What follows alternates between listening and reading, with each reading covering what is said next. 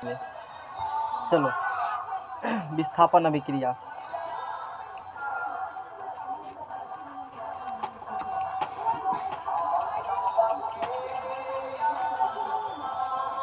Displacement reaction.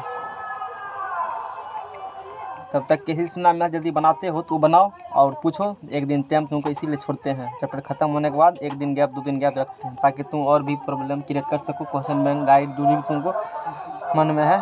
पहला primary question, पहला book है एनसीईआरटी, उसके बाद क्वेश्चन बैंक है। और यदि टाइम मिलता है तो गाइड वाइड से कुछ देख सकते हो, सेट प्रैक्टिस। और भी टाइम मिलता है किसी समय में तो बनाओ। डिस्प्लेसमेंट रिएक्शन, जब किसी तत्व का परमाणु की दूसरे तत्व के यौगिक से उस तत्व के परमाणु को हटाकर स्वयं उसका स्थान ले लेता है, उसे प्रतिक्रिया विस्थापन प्रतिक्रिया कहते हैं। विस्थापन प्रतिक्रिया में क्या है, दो पदार्थ को संयोग कराएंगे, रिएक्शन कराएंगे। एक क्या करेगा, दूसरे को हटा करके खुद उसका जगह ले लेंगे। इस टाइप के अभिक्रिया विस्थापन अभिक्रिया कहा जाता है, डिस्प्लेसमेंट रिएक्शन। इसमें किसी तत्व के यौगिक से उस तत्व के परमाणु को हटाकर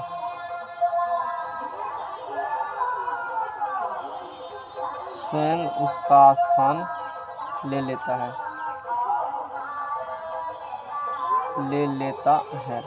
अदला बदली जगह कर लेगा, इस प्रकार से कर सकते हो। जैसे एग्जाम्पल के लिए समझ में आएगा, जैसे कोई भी अभी तक हम लोग एग्जाम्पल ऐसा कर चुके हैं, इस अभिक्रिया का एग्जाम्पल कर चुके हैं, डिस्प्लेसमेंट रिएक्शन का एग्जाम्पल डिस्प्लेसमेंट रिएक्शन का पढ़ चुके हैं, है ना। डिस्प्लेसमेंट रिएक्शन का अब रिएक्शन देखो लेते हैं। जैसे कॉपर सल्फेट के घोल में जस्ता का टुकड़ा डालने पर, किसके घोल में डालेंगे, कॉपर सल्फेट के घोल में। मतलब कॉपर सल्फेट में पानी मिलाया हुआ है, उसका घोल है, लिक्विड स्टेट में कॉपर सल्फेट है, रखे हुए किसी बर्तन में, उसके घोल में एनसीईआरटी बुक लो फिगर दिखाएंगे उसका। तो कॉपर सल्फेट के घोल में क्या किए, जस्ता का टुकड़ा डाल दिए हैं, ठीक है ना। तो जैसे कॉपर सल्फेट में जस्ता टुकड़ा डालेंगे तो अब बताओ कॉपर ज़्यादा रिएक्टिव है कि जस्ता ज़्यादा रिएक्टिव है। कॉपर जस्ता क्या है, ज़्यादा सक्रिय है। तो ज़्यादा सक्रिय होने के कारण वो क्या करेंगे, कॉपर को हटा देगा, कॉपर को हटा देंगे। जैसे इस प्रकार से एक रिएक्शन को है, एनसीईआरटी के रिएक्शन को अच्छे से पढ़ना चाहिए क्योंकि वही एग्जाम आते हैं। ये क्या कहा इसमें करने के लिए, कॉपर सल्फेट के विलयन में डूबी हुई लोहे की कील है। इसमें तो कॉपर सल्फेट में लोहा कील लुआ हुआ है, जैसे एक लोहा का कील, इसके साथ रिएक्शन कराएंगे, एफ ही करेगा रिएक्शन SO4 से, है ना जी। तो इस रिएक्शन में क्या है, कॉपर सल्फेट के घोल है, एक स्टैंड है, इस स्टैंड से एक देखो परख नली लगा हुआ है ना, कनेक्टेड परख नली। तो इस परख नली में धागा के सहारे कॉपर सल्फेट के ये घोल हैं और उसमें है ना कॉपर सल्फेट का विलयन, लोहे का कील। ये एक स्टैंड है, ये क्या है, एक ठो, और ये क्या है, एक ठो परख नली है ना, ये परख नली है। और एक धागा है, इसमें धागा बांध दिए हैं और धागा के सहारे इसमें क्या लटका हुआ है, लोहे की कील लटका हुआ है। और ये जो हरा हरा दिख रहा है ये कॉपर सल्फेट का कौन चीज़ है, घोल है, कॉपर सल्फेट का विलयन है, उसमें लोहे की कील डाला हुआ है, तो उसके रिएक्शन हो रहे हैं। उस रिएक्शन को भी हम लोग देखेंगे, है ना। तो जस्ता वाला रिएक्शन देखते हैं। देखो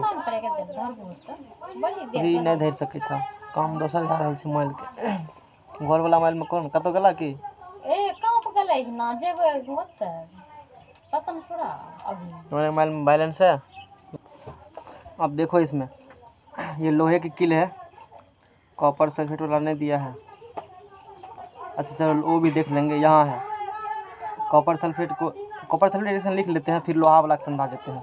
इसमें बताओ potassium, barium, calcium, sodium, magnesium, जस्ता, लोहा, जस्ता, उसके बाद क्या आती है, कॉपर आती है।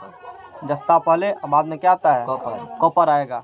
तो जस्ता अधिक सक्रिय होने के कारण कॉपर सल्फेट के घोल से कॉपर को डिस्प्लेस कर देगा, विस्थापित कर देगा, उसको भगा देगा वहाँ से। कॉपर सल्फेट घोल से जस्ता क्या करेगा कॉपर को निकाल देंगे, ज़्यादा पावरफुल ज़्यादा रिएक्टिव है और खुद इसका स्थान ले लेगा, ZnSO4 बन जाएंगे। और जस्ता का अब ZnSO4 बनेंगे, ZnSO4 होल 2 बनेंगे कि यही रहेंगे, तो सोचना पड़ेगा कि कितना वैलेंसी किसका है। जस्ता का वैलेंसी +2 है, सल्फेट का रटाए होंगे, लिखे होंगे सल्फेट सल्फाइड SO4 -2 लिखे होंगे, 2 रखो सिर्फ याद। तो -2 इसका होते हैं, ये आयन है, पॉजिटिव आयन, नेगेटिव आयन ये है, ऋण आयन है, ये धनायन है। आयन क्या होते हैं, आयन चैप्टर में बताएंगे। इस पर प्लस चार्ज होता है, फिर माइनस चार्ज होता है, तो तभी आपस में आएंगे, वो साथ आएंगे, है ना। ZnSO4 बन चुके हैं। अब सिर्फ इतना समझो कि कॉपर सल्फेट घोल है, जस्ता इसकी जगह पर चला आया, जस्ता को हटा दिया, तो हटा दिया तो विस्थापन हो गया। इसलिए इस अभिक्रिया क्या नाम देंगे, डिस्प्लेसमेंट कर रहा है, घसका रहा है, भगा देगा वहाँ से। तो ZnSO4 और प्लस कॉपर है तो कॉपर बगल में लिख देंगे। तो इस प्रकार की रिएक्शन को कहते हैं विस्थापन अभिक्रिया। और जो एनसीईआरटी एग्जाम्पल जरूरी है पढ़ना, अभी हम लोग एनसीईआरटी एग्जाम्पल पढ़ रहे थे अच्छे तरीके से, है ना।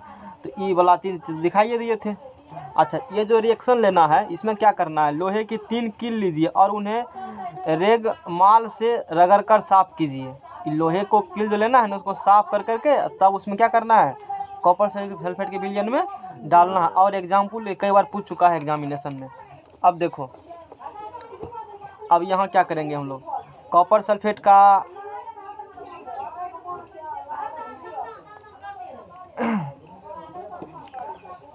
वो जो लोहे को कील को डुबाए हैं, ये लोहे कील का देखो ये है, ऐसा कलर है, शुरू में रहेगा ना ऐसे।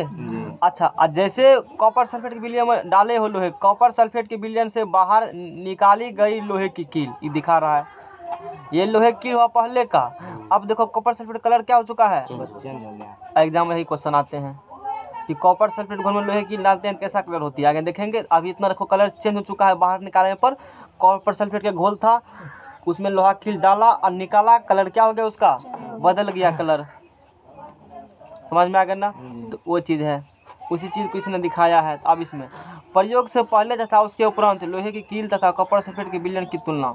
अब देखो, लोहे की कील का रंग भूरा क्यों हो गया तथा कॉपर सल्फेट के विलयन का नीला रंग मलिन क्यों पड़ गया। ये पहले कॉपर सल्फेट का विलयन है, ये किस कलर का है, ये नीला कलर का। अब देखो ये कैसा कलर हो चुका है, मलिन कलर का हो चुका है, समझ में आ गया ना। तो पहले कॉपर सल्फेट का, पहले जो है ना कॉपर सल्फेट का विलयन का कलर ये था, किस समय, जिस समय लिए थे, और लोहा कील डालने से लोहा का कलर चेंज हो गया, और कॉपर सल्फेट का जो विलयन का कलर था वो चेंज हो गया। रंग कैसा देखो, पहले कितना हरियर है और क्या हो चुका है, मलिन हो चुका है। तो लोहे की कील का रंग भूरा क्यों हो गया, समझ में आ गया ना। तथा भूरा हो चुका है ना, इसको भूरा कलर बोलेंगे इस कलर को, है ना। तथा कॉपर सल्फेट के विलयन का नीला रंग मलिन क्यों पड़ गया। तो इस चीज़ को, इस क्रियाकलाप निम्नलिखित अभिक्रिया हुई है, इस प्रकार से अभिक्रिया हुई है। तो अभिक्रिया क्या हुआ है, लोहा का कील है, काफ़ी इंपॉर्टेंट क्वेश्चन कई बार एकदम आ चुका है ये क्वेश्चन। लोहा का कील को कॉपर सल्फेट के विलयन में डालेंगे। अब देखो अधिक शक्तिशाली कौन है सक्रिय, बताओ। सक्रियता श्रेणी में पहले कौन आएगा, लोहा की कॉपर, लोहा आएगा पहले, है ना। तो लोहा आएगा, लोहा इसको क्या करेगा, कॉपर से कॉपर को डिस्प्लेस कर, खुद इसका स्थान क्या करेंगे, ले लेंगे, और ये बन जाएंगे आयरन सल्फाइड, आयरन सल्फेट, क्या बन जाएंगे ये, आयरन सल्फेट बन जाएंगे। और कॉपर क्या हो चुका है, बाहर निकल चुका है। इस अभिक्रिया में लोहे आयरन ने दूसरे तत्व कॉपर को कॉपर सल्फेट के विलयन भी स्थापित कर दिया, हटा दिया। लोहा खुद किसका जगह ले लिया, कॉपर के जगह उसको हटा दिया, है ना। इस अभिक्रिया को विस्थापन अभिक्रिया कहते हैं, और इसी की वजह से इसका कलर भी आपस में चेंज हो चुके हैं। इस प्रकार की रासायनिक अभिक्रिया होती है इसमें। तो इस रिएक्शन को लिख देते हैं, फिर आगे देखते हैं हम लोग हैं ना। तो फिगर बनाना जरूरी नहीं है, लिख देते हैं कॉपर सल्फेट के घोल में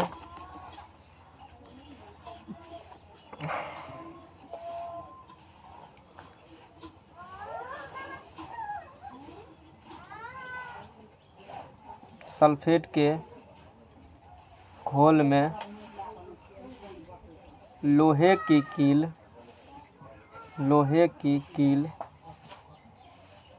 डालने पर, कॉपर सल्फेट के घोल में लोहे की कील डालने पर लोहे की कील का रंग, लोहे की कील का रंग लोहे की कील का रंग भूरा तथा कॉपर सल्फेट के विलयन नीला रंग विलयन का रंग नीला रंग विलयन का नीला रंग हाँ विलयन का रंग नीला हो जाता है। विलयन का रंग हम वही तो लिख रहे हैं। नहीं नहीं नीला नहीं, विलयन का रंग मलिन पड़ जाता है। मलिन पर नीला तो पहले कलर का था वो कॉपर सल्फेट है ना, पहले किस कलर का था वो नीला कलर का। अब उसी की वजह से ना कॉपर सल्फेट घोल में डाले हो लोहा कील, उसी वजह से तो लोहा कील का कलर चेंज हो चुका है। और वो अब क्वेश्चन कैसे एग्जाम ऑब्जेक्टिव आ सकते हैं, कहेगा कि कॉपर सल्फेट घोल में किसका कील डाले हैं, कॉपर सल्फेट घोल में लोहे कील डालने पर लोहे कील का रंग कैसा हो जाएगा, याद रखना भूरा रंग हो जाएगा। और कॉपर सल्फेट का रंग कैसा हो जाएगा, रंग मलिन पड़ जाता है। समझ में आ गया ना, उसका कलर कैसा हो जाएगा, मलिन। दो बात रखना। चलो जैसे कुछ भी नहीं है, लोहा है सॉलिड स्टेट में है, पहले इसको रिएक्शन कराए कॉपर सल्फेट से, यह क्वस था जलीय विलयन था, तो ये बात हो गया। यह है कॉपर सल्फेट, दिमाग डिस्टर्ब लग रहा है मेरा। कॉपर सल्फेट है ना, तो इसका रंग पहले कैसा था, रंग देखो नीला रंग था, ये पहले था नीला कलर का, नीला कलर का था। बाद में रिएक्शन कराए तो क्या बन गया, भूरा कलर का FeSO4। अब देखो लोहा का गुण जा चुका है किस में, उस घोल में लोहा गिरा है ना, लोहा का जो कुछ गुण है उसमें जा चुका है, इसीलिए कलर चेंज हो चुका है। ये जो पूछा है क्यों, तो इसी कारण से जवाब दिए उसका। अब प्लस बन जाएंगे कॉपर। ये बात हो चुके हैं। चलो नेक्स्ट, तो इस प्रकार के रिएक्शन को कहते हैं हम लोग डिस्प्लेसमेंट रिएक्शन, विस्थापन प्रतिक्रिया कहते हैं। इसमें एक तत्व का विस्थापन हुआ है। और देखते हैं जैसे जिंक तथा लेड की, बेरियम वाला है उधर, अच्छा ठीक है। देखो दूसरा रिएक्शन है PbS, इसका नाम क्या है, लेड है, लेड LEAD लेड कहते हो। एग्जाम में ऐसे लिखेंगे, इसको शीशा कहते हो, नीचे शीशे न है, ये शीशा ही है ना, तो ये शीशा है, ये शीशा हो जगह। लेड की अभिक्रिया कराएंगे कॉपर क्लोराइड से CuCl2, क्लोरीन का वैलेंसी 1 संयोजकता, और कॉपर का दूत यहाँ चलाया और ये यहाँ चलाया, तो कॉपर क्लोराइड का जलीय विलयन लेंगे, इसको कहेंगे हम लोग कॉपर क्लोराइड, कॉपर क्लोराइड। हमसे तो फोन भी नहीं लगता, हम तो बेकारे काट रहे थे, मेरे में तो बैलेंस ही नहीं है। अच्छा ही हुआ, यदि काटते तो काट के फ़ायदा क्या मिलता है, एगो नंबर मिलता है, यही है। हम तो बैलेंस भी नहीं है कि हम रिसीव किसी को कर सकते हैं। तो दिमाग सही जगह पर सही काम करना चाहिए। तो लेड की अभिक्रिया कराएंगे कॉपर क्लोराइड से। क्या बार बार डिस्टर्ब करने आता है यहाँ पर है, लेड का रिएक्शन कराएंगे कॉपर, डिस्टर्ब हो जाता है बीच में आ जाता है, लिंक मेरा फेल मार जाता है इसी में। हमको क्या है, शुरू किए 1 घंटा तक रुकना नहीं चाहिए, कि ना कलम ना मुँह, तब होता है बढ़िया से। अब बीच में से इसी कारण तो बोर्ड पर नहीं पढ़ाते हैं, उठने बैठने के चक्कर से। तो लेड का भी क्रिया कराएंगे कॉपर क्लोराइड से। तो अब बताओ कॉपर ज़्यादा सक्रिय है कि लेड ज़्यादा सक्रिय है, लेड ज़्यादा सक्रिय है। तो लेड की करेगा, ये कॉपर को जगह का हटा देगा, विस्थापित कर देगा, हटा देगा वहाँ से, तो खुद उसका जगह ले लेंगे। अब लेड करेगा रिएक्शन कॉपर क्लोराइड से, तो लेड का कितना होता है, 2।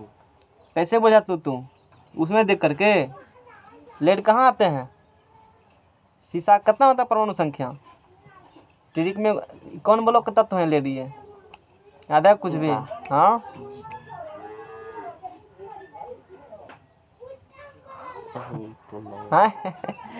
लेड करेगा रिएक्शन इससे, तो PbCl2 बन जाएंगे, और कॉपर क्या होंगे, इससे बाहर निकल चुके हैं, तो ये भी जलीय विलयन मिलेगा, एक्वस मिलेंगे, और ये सॉलिड स्टेट में रहेंगे। तो इसका नाम हो गया लेड क्लोराइड, इसका नाम क्या हो गया, लेड क्लोराइड। ये रिएक्शन समझ में आया, आया ना समझ में। तो यहाँ देखो एक जगह चेंज हुआ, अब जो रिएक्शन कराएंगे ना उसमें दो जगह चेंज होता है। जैसे सिल्वर नाइट्रेट के घोल में, सिल्वर नाइट्रेट के घोल में, ये कॉपर सल्फेट था,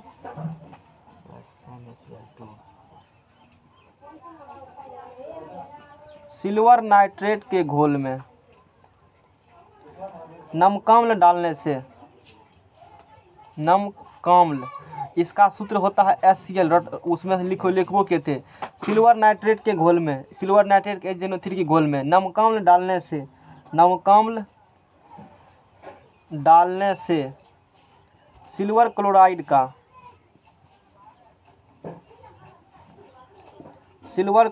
का दही के समान थक्का समान श्वेत अवक्षेप प्राप्त होता है। ये सब रिएक्शन करके देखा जाता है ना, तब ऐसा मिलता है। हम लोग को डायरेक्ट पढ़ना है। श्वेत अवक्षेप प्राप्त होता है और नाइट्रिक अम्ल बनता है।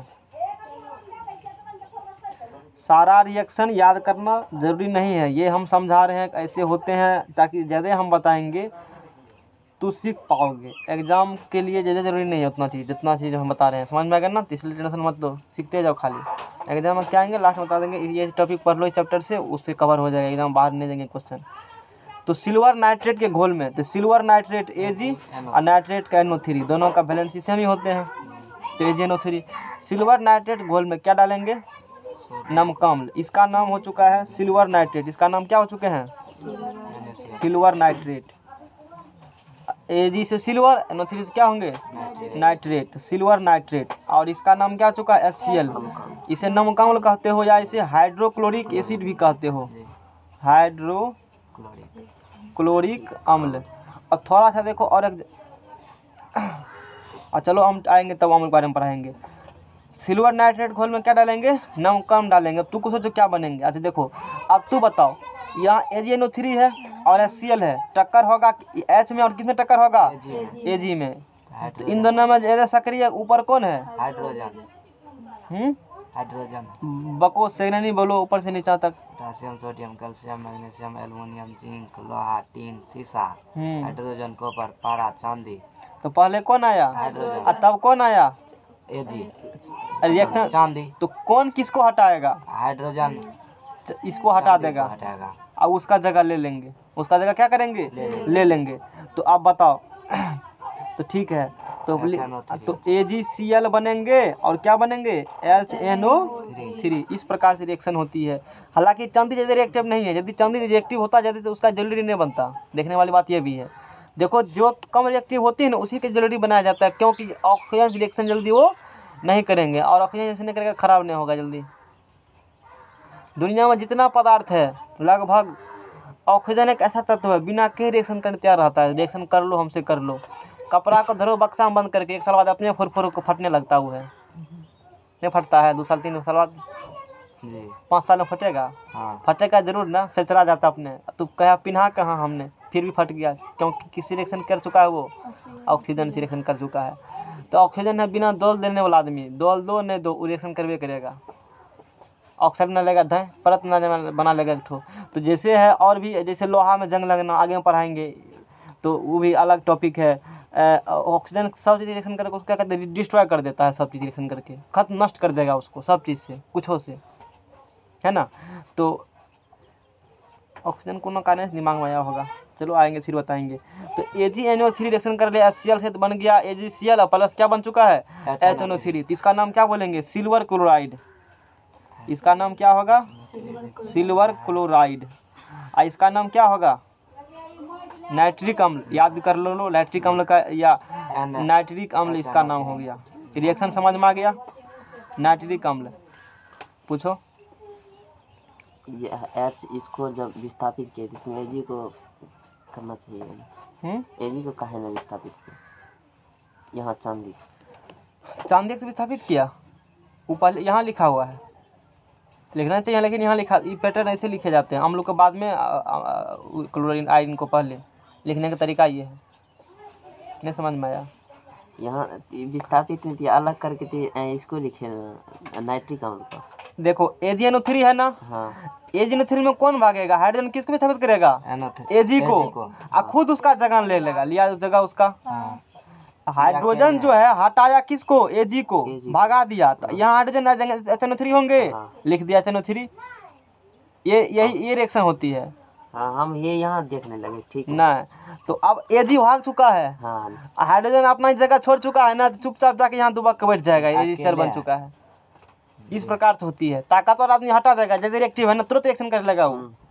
सिल्वर, हाँ सिल्वर आया था दिमाग इसी कारण से कि मैंने बताया कि जो भी ज्वेलरी ग्रुप में यूज होती है वो कम लेस रिएक्टिव है, ज़्यादा सक्रिय नहीं है। इसी कारण से वो जल्दी किसी रिएक्शन नहीं करेगा, और नहीं करेगा रिएक्शन तो उसका रंग खराब नहीं होगा, एटीज रहते हैं। जैसे देखो सिल्वर होगा, उसके 2-3 बाद नीचा में होगा सोना, देखो रटा होगा सोना नीचा में होंगे ना, नीचा में है। सोना के बाद प्लेटिनम है, तो सोना नीचा में है, तो वो कम रिएक्टिव है, जल्दी से किसी रिएक्शन नहीं करेगा, इसीलिए सोना का कलर सब बहुत दिन तक रहता है। अब बाद में वो भी कलरलेस हो जाते हैं, मतलब उस पर भी काला काला, मतलब कुछ इस प्रकार के धीरे धीरे सोना भी खराब हो जाए, लेकिन काफ़ी टाइम लगता है उसमें होने में, क्योंकि लेस रिएक्टिव जल्दी किसी रिएक्शन नहीं करता है, इसीलिए उसका मेन है प्लेटिनम था तो उससे भी ज़्यादा। समझ में आ गया ना। तो सकारात्मक ने इसीलिए हटाई थी, देखो कितना काम, उसके बिना एक टिप नहीं बढ़ सकती आगे, लिख नहीं पाओगे, इसीलिए वो ज़रूरी है। तो इसी कारण से मैंने बताया था कि आगे बताएंगे। सोना चांदी पर क्या होते हैं, चांदी कलर काला पड़ जाते हैं कुछ दिन बाद, देखा होगा नहीं होता है काला पड़ जाता है ना। तो वो सिल्वर ऑक्साइड बना चुका है, ऑक्साइड का एक उसके ऊपर लेयर जमा हो जाता है, लेयर जम जाएगा, जिसके कारण से उसका कलर काला दिखने लगता है। पढ़ाएंगे भी, क्वेश्चन भी आते हैं, इतना समझ में आ गया ना। अच्छा, इसमें देखो एगो अदला बदली हुआ था, एगो कंपाउंड से एगो हटा दिया था, इसको एकल विस्थापन या सिर्फ विस्थापन अभिक्रिया भी कहते हैं। यहाँ 2 गो तक तो अदला बदली हुआ, इसलिए द्विविस्थापन, इसे डबल डिस्प्लेसमेंट भी कहा जाता है। इसको कह सकते हो, इस अभिक्रिया को इसे द्विविस्थापन अभिक्रिया कहते हैं, है ना, अभिक्रिया कहते हैं। इसे क्या कहेंगे, द्विविस्थापन अभिक्रिया, डबल डिस्प्लेसमेंट रिएक्शन इसे कहेंगे। तो और एक एग्जांपल लेते हैं जो एनसीईआरटी एग्जांपल है, और वो एनसीईआरटी हर एक एग्जांपल जरूरी होते हैं पढ़ना। अब देखो इसने कहा है कि इस रिएक्शन पहले पढ़ाते हैं बुक से। बेरियम सल्फेट तथा सोडियम क्लोराइड का निर्माण एक प्रकार से देखो ट्यूब, मतलब इसको कह सकते हो ट्यूब लिया है, हालांकि ट्यूब नहीं कहा जाता है इसको, बड़ा बढ़िया केमिस्ट्री में इसको कहा जाता है, हम लोग का भी लैब में यूज होता है काफ़ी। ये एक बीकर कह सकते हो लिया, बीकर तो छोटा है, नाम भूल चुके हैं, कोई बताएंगे। एक बर्तन मान लेते हैं, बर्तन कह सकते हैं, एक बर्तन ये है, दूसरा बर्तन ये है। अच्छा, इस एक बर्तन में देखो एक हाथ ही पकड़ा हुआ, इसमें बेरियम क्लोराइड के विलयन युक्त परख नली है, ये क्या है, परख नली है युक्त, बेरियम क्लोराइड के विलयन युक्त परख नली, मतलब इस परख नली में बेरियम क्लोराइड रखा हुआ है। कौन क्लोराइड, बेरियम क्लोराइड। अच्छा, एगो परख नली ई है, इसमें है सोडियम सल्फेट के विलयन युक्त परख नली, इसमें कौन सल्फेट है, सोडियम सल्फेट। ये है बेरियम क्लोराइड, ये है सोडियम सल्फेट, दोनों को आपस में मिला देगा, देखेंगे देखेगा क्या हो रहा है मिलाने के बाद, क्या हो रहा है। तो अब उस अभिक्रिया को हम लोग देखेंगे कि बेरियम, तो इस अभिक्रिया को लिख देते हैं। इस अभिक्रिया में क्या है, तो बेरियम, चलो रिएक्शन देखते हैं। रिएक्शन है Na2SO4 एक्वस, जलीय विलयन है ना, जलीय विलयन। यह है सोडियम सल्फेट, सोडियम। अब बोलने में कैसे रिएक्शन करवाएंगे, इतना बात नहीं कहा जाता है सीधा। आप ये तो यहाँ समझा दी फिगर से, अब आगे जब कभी बोलेंगे या इसको भी सीधा कहेंगे कि Na2SO4 सोडियम सल्फेट का बेरियम क्लोराइड के साथ अभिक्रिया कराने पर ई बोलेंगे हम, या मिलाने पर। तुमको बुझना पड़ेगा कि यही सब प्रोग्राम हुआ है, जब एक्वस होते हैं तो मिलाया जाता है आपस में, समझ में आ गया ना। तो सोडियम सल्फेट, बोलो इसमें सल्फेट कैसे, Na2SO4 ही काहे हुआ है, Na2SO4 होल 2 काहे हुआ, ये Na2SO4 ही काहे हुआ निर्माण, जब सोडियम और सल्फेट मिलेंगे तो आपस में। याद है तुमको, कौन सी, Na2SO4 काहे हुआ, बता सकते हो। इसका 2 होता तो ये बगल चला आया, इसका 2 है तो इसलिए यहाँ है। सोडियम का 1 होता है संयोजकता, सल्फेट का 2 होता है, तो 2 इधर 1 इधर, तो नहीं रहेगा याद, तो हम तुमको बोलेंगे सोडियम सल्फेट, लेकिन तू कैसे लिखोगे, संयोजकता याद नहीं किए हो, हाँ किया नहीं होता है, वो तो नहीं याद होता है, वो याद कर लेगा तो सब केमिस्ट्री समझने लगेगा ना, दिक्कत यही है ना, वो तो याद नहीं होगा, याद करना पड़ता है ना, याद थोड़ी होता है, याद करना पड़ता है, होता नहीं है, याद करना पड़ेगा, घोषणा पड़ेगा, ज़बरदस्ती लिखो खूब, तब होगा संयोजकता याद, समझ में आएगा ना। 51 तक खोरा कितना आसानी से याद हुआ था, याद है, 8वां तक लिखा होगा मास्टर, हाँ नहीं लिखा है 8वां, तब याद हुआ, तब नहीं भूलते हो। तो वो केमिस्ट्री के खौरा है, जिसको वो आ गया तो समझो केमिस्ट्री आ गया, तब कुछ भी नहीं है केमिस्ट्री। तुरंत रिएक्शन बना लो, ऐसे ऐसे ये बनेंगे। आसान नहीं बुझा रहा है अब? हाँ अब पहले दिन का बच्चा काफी आसान बुझाता होगा। शुरू में ये सब नहीं था, बहुत रिएक्शन शुरू में पढ़ा देते थे ताकि दिमाग साफ हो जाए। अब टॉपिक पढ़ा रहे हैं तो रिएक्शन लगेगा, तो खाली कंटेंट होने ना, इसमें हो क्या रहा है। तो विस्थापन अभिक्रिया ये है। तो सोडियम सल्फेट, सोडियम सल्फेट और ये है बेरियम क्लोराइड। ये क्या है? Barium chloride. क्लोराइड। तो इसका आपस में कराए हैं रिएक्शन। तो आपस में रिएक्शन कराने से क्या बने हैं? बेरियम सल्फेट, है ना। क्योंकि इसी चैप्टर में पढ़ना है, रिएक्शन से ज़्यादा पढ़ा देते हैं, बाद में फिर रिएक्शन से उतना मुलाकात नहीं मिल जाएगा, बाद में थोड़ा सा गाड़ी को स्पीड खींचेंगे तब। अब ये रिएक्शन बढ़िया से पढ़ लो। बेरियम सल्फेट अब प्लस बन जाएंगे। अच्छा, बेरियम सल्फेट कैसे बना है अब बताओ। सोडियम और बेरियम में कौन ज़्यादा ताकतवर है? ज़्यादा सक्रिय ज़्यादा एक्टिव कौन है? सोडियम बेरियम में? सोडियम है।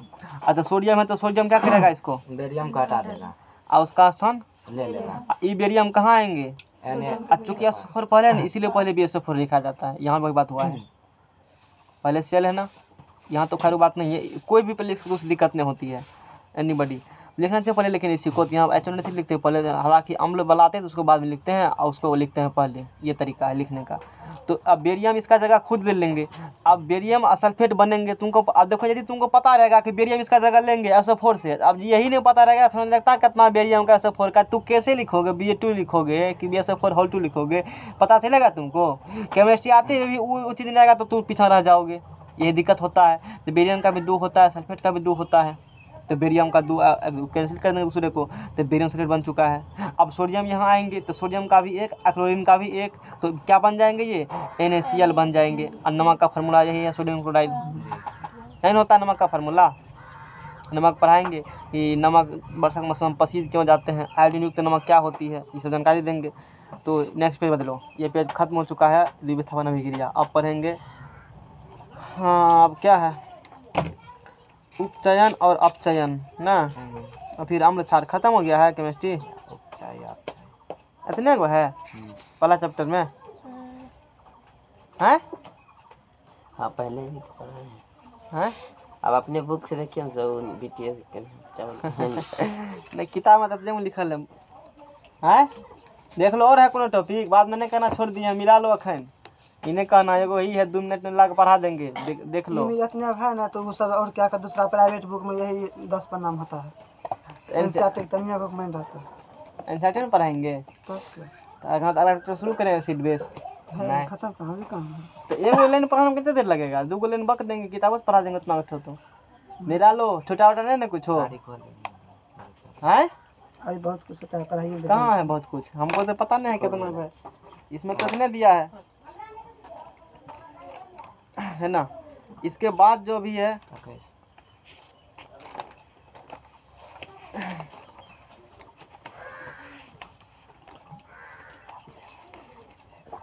देख लो। अभी बाद में कहना छोड़ दिए हैं, तो छोड़ने नहीं देता है हमको टॉपिक को, सब घीच को पढ़ता है। अभी तो यहाँ तक देखते हैं। और एगो पेज में बीच उल्टा दिए। तो क्यों पेज बचा है ना, तो खत्म हो जाएगा चैप्टर। लगाया हुआ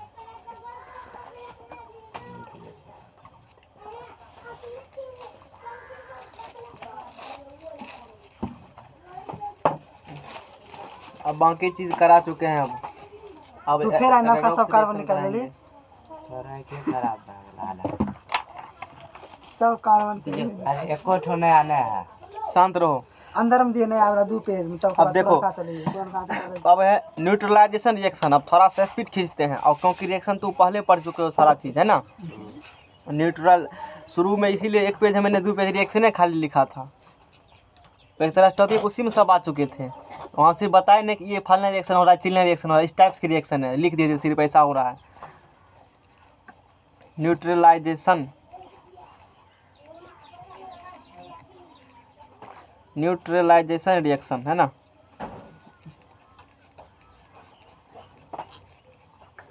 उदासीनीकरण प्रतिक्रिया। देखो, प्रतिक्रिया को हो या अभिक्रिया को, एक ही बात है, समझ में आ गया ना जी।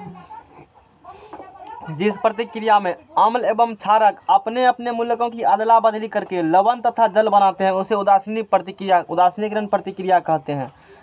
इस प्रतिक्रिया में अम्ल और क्षार क्या होते हैं बाद में बुझना, ऐसे कुछ है। अम्ल और कौन चीज? क्षार। इसके बाद टॉपिक है उदासीनीकरण प्रतिक्रिया, neutralisation reaction, NEUTRALIZATION। Neutralisation reaction, जिस प्रतिक्रिया में अम्ल और क्षार अपने अपने मूलकों की अदला बदली करके लवण और क्या बनाएंगे? जल बनाएंगे, तो उसे कहते हैं उदासीनीकरण प्रतिक्रिया। अम्ल और क्षार अपने अपने मूलकों की अदला बदली, मूलक क्या देखेंगे हम लोग, करके लवण और जल बनाएंगे, उस टाइप की अभिक्रिया को उदासीनीकरण प्रतिक्रिया कहते हैं। जैसे सोडियम सल्फेट सोडियम हाइड्रोक्साइड के घोल में HCl डालने से, नमक अम्ल डालने से क्या बनेंगे? अब देखो जहाँ लिखा रहेगा ना OH मैट्रिक तक में, वो जनरली क्षार होते हैं। वो क्या होते हैं? मैट्रिक तक रूल काम कर जाते हैं, इंटर में फेल मार जाएगा रूल, है ना। तो ये क्या है यहाँ पर? देखो ये है सोडियम हाइड्रोक्साइड, नाम लिख देते हैं। इसका नाम क्या है? Sodium hydroxide. सोडियम हाइड्रोक्साइड, इसका नाम क्या है? नमक अम्ल नहीं लिखेंगे। ये अम्ल है, ये क्या है? नमक अम्ल का अम्ल आता है ना, ये अम्ल है सोडियम हाइड्रोक्साइड। और ये क्या है? क्षार। ये दोनों आपस में क्या करेंगे? अपने अपने मूलकों क्या करेंगे? अदला बदली करेंगे। अब बताओ सोडियम हाइड्रोजन में टक्कर होंगे तो कौन जीतेगा दोनों में? सोडियम जीतेगा। तो सोडियम क्या करेंगे? इसका स्थान ले लेंगे, तो NaCl बन चुका है। क्या बन चुका है? दोनों एक एक हाइड्रोजन जाकर मजबूरी में हम बैठेंगे, ये हाइड्रोजन और ये हाइड्रोजन और ऑक्सीजन मिलकर क्या बना लेंगे? जल बना लेंगे, H2 बना लेंगे। इसे HOOH भी कह सकते हो जल को, ऐसे भी कई जगह लिखे मिल सकते हैं। तो ये उदासीन है इस कंडीशन में, ये क्या बनेंगे? न्यूट्रल, उदासीन बनेंगे। तो इसीलिए कहा जाता है कि न्यूट्रलाइजेशन रिएक्शन क्या होती है? एक दूसरे को न्यूट्रल कर देगा। अम्ल और क्षार एक दूसरे क्या करते हैं? न्यूट्रल कर देते हैं। अब देखो जैसे समझने के लिए एक एग्जाम्पल देते हैं। मुंह में जो सुबह से उठते हो लार बनता है, वो अम्ल है कि क्षार है? अम्ल है। अम्ल। इसीलिए पेस्ट रूप में क्षार करते न्यूट्रल करने, नहीं तो दांत तुम्हारा सड़ जाएगा, डिके हो जाएगा, हैं? कुछ समझा दिए ना गो। इसीलिए पेस्ट रूप में क्या करते हो? बेस है वो, न्यूट्रल कर देगा एक दूसरे को। अब जैसे किसी को उल्टी होता है, तो उल्टी काहे होता है? पेट में कौन होते हैं? कौन अम्ल होते हैं पेट में? मनुष्य के अमाशय से हाइड्रोक्लोरिक एसिड यही निकलता है, HCl। आगे पढ़ाएंगे, कहीं लिखे भी होंगे। तो वो जो HCl निकलता है ना, तो आप उसको बैलेंस करने के लिए कहता है थी पियो। कौन सी कहता है पिलाता है डॉक्टर साहब? नींबू वाली का ORS। हाँ, नींबू नहीं, ORS पिलाता है। वो क्षार है ना जी, कि अम्ल है? आप उदासीन करेगा तो इस क्षार ना होगा। हाँ, क्षार ही होंगे, वो क्षार ही होते हैं, कंट्रोल करेंगे। तो अम्ल और क्षार और ज्यादा हो जाएगा, है ना। तो अम्ल और क्षार आपस में क्या बनाते हैं? लवण और जल। साल्ट हो चुका, लवण मतलब साल्ट होते हैं एसिड और बेस, अब बनेंगे साल्ट एंड वाटर। इसको डिटेल में पढ़ेंगे अगले चैप्टर में, जस्ट इसके बाद चैप्टर होंगे। तो इस टाइप के रिएक्शन कहते हैं न्यूट्रलाइजेशन, उसको न्यूट्रल कर देंगे। अम्ल और क्षार दूसरे क्या कर देंगे? उदासीन, प्रभाव खत्म कर देंगे। गर्म पानी ठंडा पानी डालेगा तो प्रभाव खत्म नहीं हो जाएगा। नहीं, गर्म ठंडा बीच वाला बात वही है अम्ल, ऐसे समझो। दूसरा एग्जाम्पल, जैसे पोटासियम हाइड्रोक्साइड KOH के घोल में H2SO4 डालने से, H2SO4 सल्फ्यूरिक एसिड, इसका नाम क्या है? नाम याद है ना? नाम लिखना भी पड़ेगा। इसका नाम क्या है? इसका नाम क्या है? Potassium hydroxide. आप देखो ये यहाँ पर अम्ल है और ये यहाँ पर क्या है? क्षार। ये अम्ल है, ये क्षार है, दोनों आपस में क्या करेंगे? रिएक्शन। लवण और क्या बनाएंगे? ये रट लेना, अम्ल और क्षार बनेंगे, क्या मिलाएंगे? लवण और जल। कई बार पूछते हैं एग्जाम में, क्या बनेंगे? अच्छा, अब देखो हाइड्रोजन पोटासियम टक्कर होगा, कौन जीतेगा? पोटासियम। इसका स्थान खुद ले लेंगे। तो अब KSO4, K और SO4 आपस में आएंगे तो बोलो क्या बनेंगे? K2SO4 की KSO4 होल 2 क्या होंगे? पोटासियम की वैलेंसी 2 और सल्फेट का पोटासियम का 2 होता है, 1 होगा तब।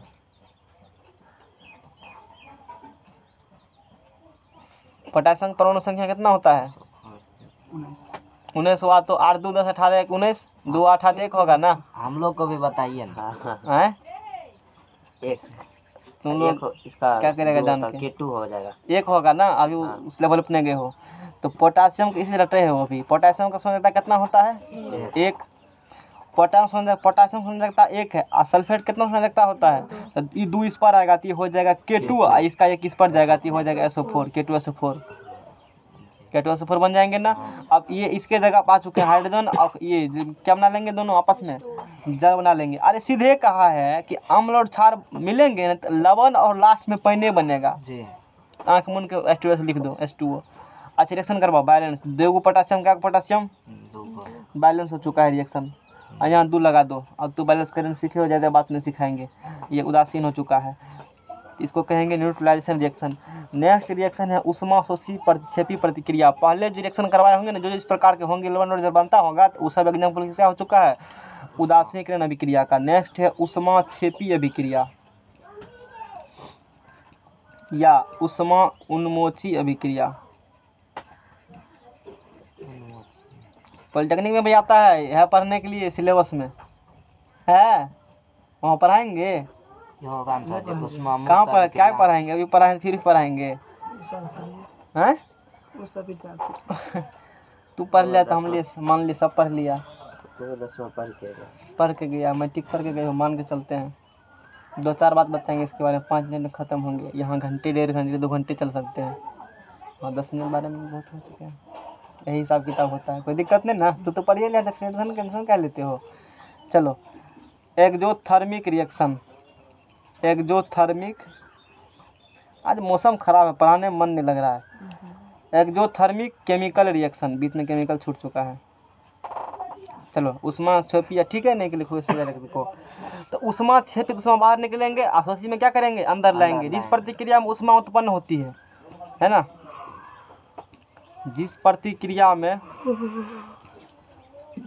उष्मा उत्पन्न होती है, उष्मा क्या होती है, उत्पन्न होती है या मुक्त, वही मुक्त भी कह सकते हैं उसे उष्मा। जैसे फॉर एग्जांपल, हाँ, कोयले को हवा की उपस्थिति में जलाने पर, हवा की पूरी हवा दो, भरपेट हवा दो कोयला कार्बन को, डाइऑक्साइड, तब बनेंगे कार्बन डाइऑक्साइड। अब पर्याप्त हवा नहीं देंगे तब कार्बन मोनोऑक्साइड बनेंगे।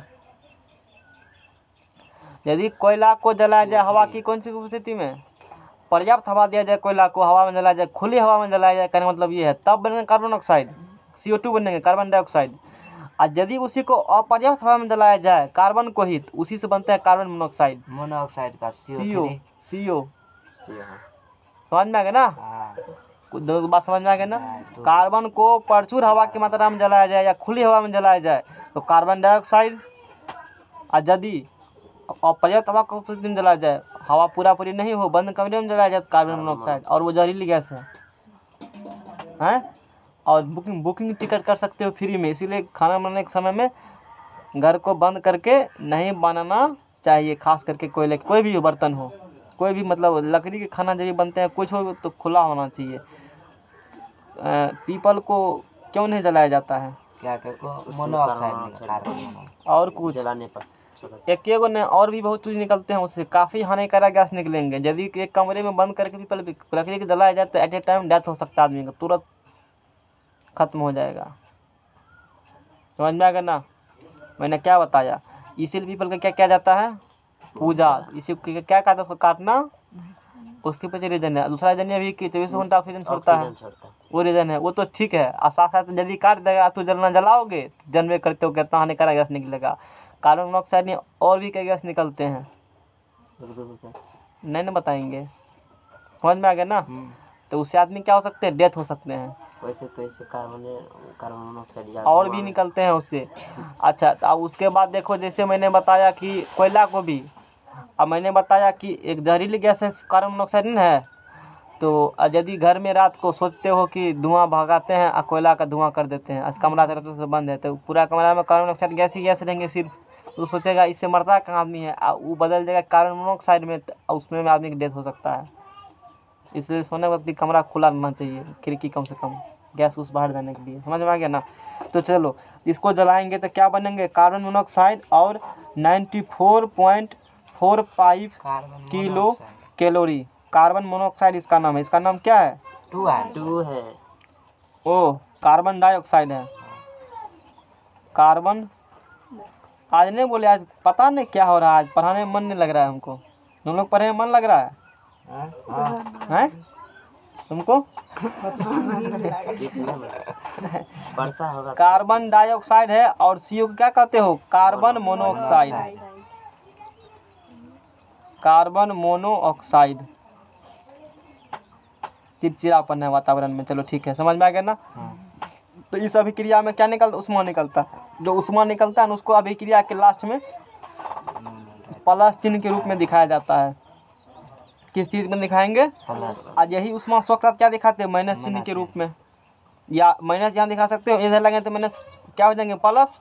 उष्मा शोषी को यहाँ दिखाओ प्लस से, शोषी को, ये उष्मा छेपी है। अब लिख रहे हैं अगला उष्मा छेपी प्रतिक्रिया, वही लिखे उष्मा छेपी प्रतिक्रिया में उत्पन्न उष्मा को रासायनिक समीकरण के अंत में प्लस के रूप में दिखाया जाता है। ये की लिखा सर जी, 94.45 किलो कैलोरी उष्मा हीट निकलता है, गर्मी निकलेगा, ऐसे बुझो।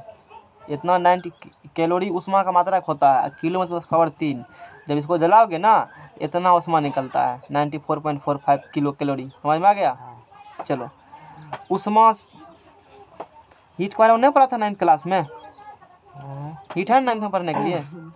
उष्मा निकलेगा कि धुआं निकलेगा, हैं उष्मा ताव हुआ है। तो वही ताव निकलता है, बुझा। उष्मा छेपी प्रतिक्रिया, कोयला जला तो उष्मा में हीट नहीं निकलता है। एक बार हाथ देखना उस पर, भाप। खाली धुएं निकल, हाथ देना, कोयला आग लगा के हाथ देना उस पर, ऐसे करके कुछ नहीं होगा तुमको, कोई दिक्कत। चलो एक बार प्रैक्टिकल करना, कुछ होगा तो हमको बताना। अगली बार सिलेबस में भी तो पढ़ाएंगे, तुम्हारा नाम भी। एक्सोथर्मिक, ये होगा endothermic, endothermic reaction, endothermic reaction. उष्मा शोषी, शोषी मतलब सोख लेगा, छिपी मतलब बाहर निकाल देगा। इस प्रतिक्रिया में उष्मा शोषण होता है, जिस प्रतिक्रिया में उष्मा शोषण होता है उसे उष्मा छेपी प्रतिक्रिया कहते हैं। जैसे फॉर एग्जाम्पल, नाइट्रोजन और ऑक्सीजन की प्रतिक्रिया से नाइट्रिक ऑक्साइड बनता है। इसका नाम क्या है, nitric oxide. Nitric oxide. NCERT के अनुसार यदि पढ़ाएंगे तो समझो कि 10 मिनट में सिलेबस खत्म हो सकते हैं, अगले 10 मिनट में। लेकिन अभी मेरे पास 3-4 घंटा का और कंटेंट है जो कि तुमको पढ़ाना हमको है। अभी रेडॉक्स रिएक्शन पढ़ाए वो नहीं किए हैं। नाइट्रोजन और ऑक्सीजन की प्रतिक्रिया से क्या बनते हैं, नाइट्रिक ऑक्साइड। और इस प्रतिक्रिया को कराने के लिए, ये प्रतिक्रिया कराएंगे, उस प्रतिक्रिया में तुमको 43.2 किलो कैलोरी उष्मा लगे, खर्चा लगेगा, तब प्रतिक्रिया होगा। जैसे पानी गर्म करेंगे तो उष्मा लगेगा ना, उसी प्रकार से नाइट्रोजन का ऑक्सीजन रिएक्शन कराएंगे। तो इस प्रतिक्रिया को कराने के लिए जो नाइट्रिक ऑक्साइड बनाना होगा हमको, माइनस लिखे हैं, इसका मतलब उष्मा शोषी है। इसका मतलब इस अभिक्रिया को पूरा कराने के लिए इतना उष्मा का देना खपत होगा, देना पड़ेगा, तब यह अभिक्रिया संपन्न होंगे। ये इसका मतलब हुआ, समझ में आ गया ना। तो उष्मा शोषित अभिक्रिया को लास्ट में जितना उष्मा लगेगा उसके अंत में माइनस चिन्ह से दिखाया जाता है, अच्छेपी में प्लस चिन्ह से दिखाया जाता है। उसके बाद है रिवर्सेबल रिएक्शन, उत्क्रमणीय प्रतिक्रिया या उभयगामी प्रतिक्रिया। उत्क्रमणीय 11th में इस नाम का एक चैप्टर ही है, वहाँ पर 7वां चैप्टर शायद है।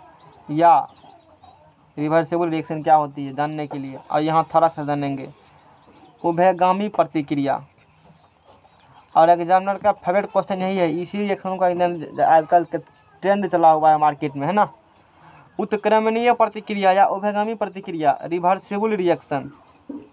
आजकल का ट्रेंड यही रिएक्शन है, रिवर्सेबल रिएक्शन।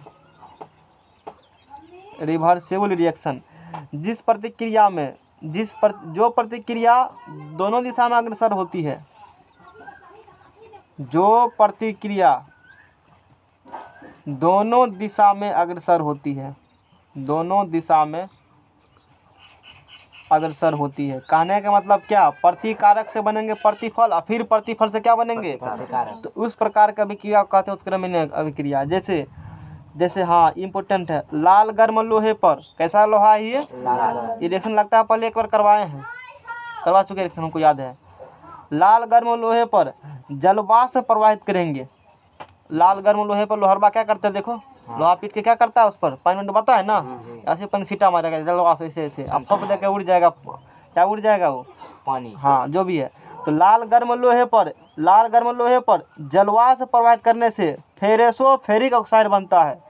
और ये क्या बनेंगे, ये बनेंगे Fe3O4, इसका नाम है फेरेसो फेरिक ऑक्साइड, फेरो क्या लिखल है, फेरोसे फेरिक ऑक्साइड। फिजिक्स पढ़ने में अच्छा लगता है कि केमिस्ट्री पढ़ने में अच्छा लगता है? केमिस्ट्री दोनों बढ़िया लगता है। टॉपिक वैसा है, मैट्रिक में खास करके उतना अच्छा टॉपिक नहीं दिया है। 11th में वो लग रहा है जब वो अथी आवर्त सारणी सब पढ़ने के बाद एटॉमिक स्ट्रक्चर पढ़ने तो अब लग रहा है बढ़िया है केमिस्ट्री ये सब चीज़ ना है, ई में भी 12th 11th में बढ़िया लगा। तो वो जानकारी लोग को नहीं ना है। हाँ वो है, ये लोग को तभी लगता होगा रेफ्रिजरेशन किसी और कुछ। तो वही है ना दिक्कत, नमा यदि आता है ना पढ़ के तब बढ़िया लगता है पढ़ने में, नमा नहीं पढ़ा है। सब टीचर सब इसलिए कहते हैं कि इसको रट लो या रटने वाला चीज़ है, क्योंकि उसको पीरियडिक टेबल का कोई सही ज्ञान नहीं देते। उसको तो खुद नहीं पता है, उसको मेरा समय आएगा तो हम बताएंगे, लास्ट में बताएंगे, समय आएगा तो हम भी बताएंगे, लास्ट में ध्यान पढ़ने के लिए। अभी देखो डायरेक्टिव पीरियड नहीं पढ़ा सकते, यदि पढ़ाएंगे तो इसको तो अभी तत्व का नाम भी ठीक से नहीं पता है। हैं अगर दे देते शुरू में 2-3 टाइम तो बढ़िया है। चलो तो अब पहले रटा वाला रटेगा तबे न देंगे, शुरू देंगे तो हैंग कर देगा मेमोरी, एक बार करके देखें, इसीलिए शुरू में रहती कंट्रोल ही नहीं कर पाता है विद्यार्थी। पहले तो थोड़ा हमारा 9th का होना चाहिए नॉलेज। चलो लोहा कैसे करेंगे रिएक्शन, लाल गर्म लोहे पर जलवाष्प प्रवाहित करने से, लाल गर्म लोहे पर जलवाष्प प्रवाहित करने से फेरोसो फेरिक ऑक्साइड बनता है। और किसका निर्माण होता है, हाइड्रोजन गैस निर्माण होता होगा, देखो, और हाइड्रोजन गैस निकलती है। हाँ लोहरबा जो जिस समय लोहा पर डालेगा ना, कौन चीज डालेगा, पानी, तो उस समय धुआं निकलता है ना, वो हाइड्रोजन गैस का धुआं है, पकड़ को बेच लो उसको। वो किसका धुआं है, ऐसे पानी है हमारे का छन दे के निकलेगा धुआं, रहता है ना। अपना टेस्ट कर सकते हो, हाथ को भी दे के टेस्ट करना, कच्चा खुरपी दीपा। हाँ तो वो फेरोसो फेरिक ऑक्साइड बन चुके हैं, इससे ये बना। अब फिर देखो 7 निकलती है, 7 फेरोसो फेरिक ऑक्साइड जाता है हाइड्रोजन गैस की प्रतिक्रिया से, फिर यदि तू इसका रिएक्शन कराओगे ना हाइड्रोजन गैस से, तो फिर बन जाएगा यही वाला चीज़। समझ में आ गया ना, इससे में क्या बना अभी ये, इससे फिर क्या बना, ये बन चुका है। इस प्रकार रिएक्शन होती है। और सबसे ज़्यादा इम्पोर्टेंट है ये वाला, अगर नेक्स्ट पेज लो, अमोनिया रिएक्शन इम्पोर्टेंट, अमोनिया वाला पढ़ाएंगे सर। यहाँ ये आप फिर कैसे ना, याद ही करना पड़ेगा, इसमें रूल नहीं काम करता है। तो ये बताइए इस हुआ कैसे सर, इसमें याद ही करना पड़ेगा, इसका नाम ही है फेरोसो फेरिक ऑक्साइड का। देखो यहाँ ईक आ चुका है, यहाँ क्या चुका है, अस में कितना होता है लोहा का, ईक में कितना होता है 3, तो फेरोसो फेरिक ऑक्साइड का नाम ही है Fe3O4। जैसे नाम हाइड्रोक्लोरिक सल्फेट का नाम, अथी का सल्फेट का नाम क्या है, SO4 है ना। तो कैसे हुआ था हम कैसे बताएंगे, सब रूल थोड़े काम करता है, केमिस्ट्री है, इसमें सब जगह रूल नहीं तुम्हारा काम करेगा, कुछ रटाफिकेशन करना पड़ेगा। नमक अम्ल का HCl होता है तो होता है, उसमें हम क्या करेंगे, सल्फ्यूरिक अम्ल का H2SO4 होता है, उसका कोई रूल नहीं है। तो सब जगह सोचेगा फिजिक्स वाला लगा देंगे, कंसेप्ट वाला नहीं होता है। फिजिक्स में एक रूल होता है, सब न्यूटन लॉ सब जगह काम करेगा। अपवाद न्यूटन लॉ में पढ़े हो कभी, कौन अपवाद नहीं, केमिस्ट्री में ये हुआ जैसा अपवाद ये होंगे, धातु ऐसे है तो धातु ऐसे होंगे, अपवाद केमिस्ट्री मतलब होती है। इसमें सबसे अधिक इम्पोर्टेंट है ई रिएक्शन। रिएक्शन क्या है, N2 नाइट्रोजन करेगा रिएक्शन हाइड्रोजन से, किससे, हाइड्रोजन से, हाइड्रोजन कर करके अमोनिया का निर्माण करेगा, NH3 का निर्माण, किसका करेगा निर्माण, फिर NH3 को तोड़ेगा ना तो वो बन जाएंगे N2+H2 में। यहाँ नाइट्रोजन देखो क्या को एगो है, नाइट्रोजन यहाँ 2 लगा दिए, हाइड्रोजन यहाँ 3 दूना 6, यहाँ 3 लगा दिए। नाइट्रोजन किससे क्या रिएक्शन, हाइड्रोजन से क्या बना लिया, अब फिर उसको तोड़ेंगे तो क्या बन जाएंगे, नाइट्रोजन में हाइड्रोजन में। अमोनिया गैस है ना, एक होता है अमोनियम, एक होता है अमोनिया। अमोनियम बोलेंगे तो NH4 हो जाएंगे, अमोनिया बोलेंगे तो NH3 हो जाएंगे। अमोनियम दोनों अलग अलग होता है। अमोनिया NH3, अमोनियम छोटा नाम तो 3 और बड़ा नाम तो 4, ऐसा ही होता है, कुछ और होता है। पहले भी ऐसे ही बताए थे ना, तब यही होते होंगे, समझ में आ गया ना। अमोनिया 3, हाँ तो तुमको रखना है 3 रिएक्शन ही काम। एगो रख लो डिस्प्लेसमेंट रिएक्शन दिमाग में, विस्थापित कर देता है। दूसरा एगो वियोजन है, उष्मा क्षेपी उष्मा शोषी, बाकी जरूरी नहीं है, एगो संयोजन कर सकते हो। ई रिएक्शन भी नहीं है, ई रिएक्शन भी करा चुके हैं उभयगामी, बूढ़ा मास्टर पर इतना रिएक्शन कराया। अब सबसे इम्पोर्टेंट टॉपिक पढ़ाने वाले हैं, जो चीज़ हमको पढ़ाना था एक्चुअली में तुम लोग को यहाँ पर। 10 दा ये सब चीज़ तो कुछ नहीं है। 3 गो ई लगा का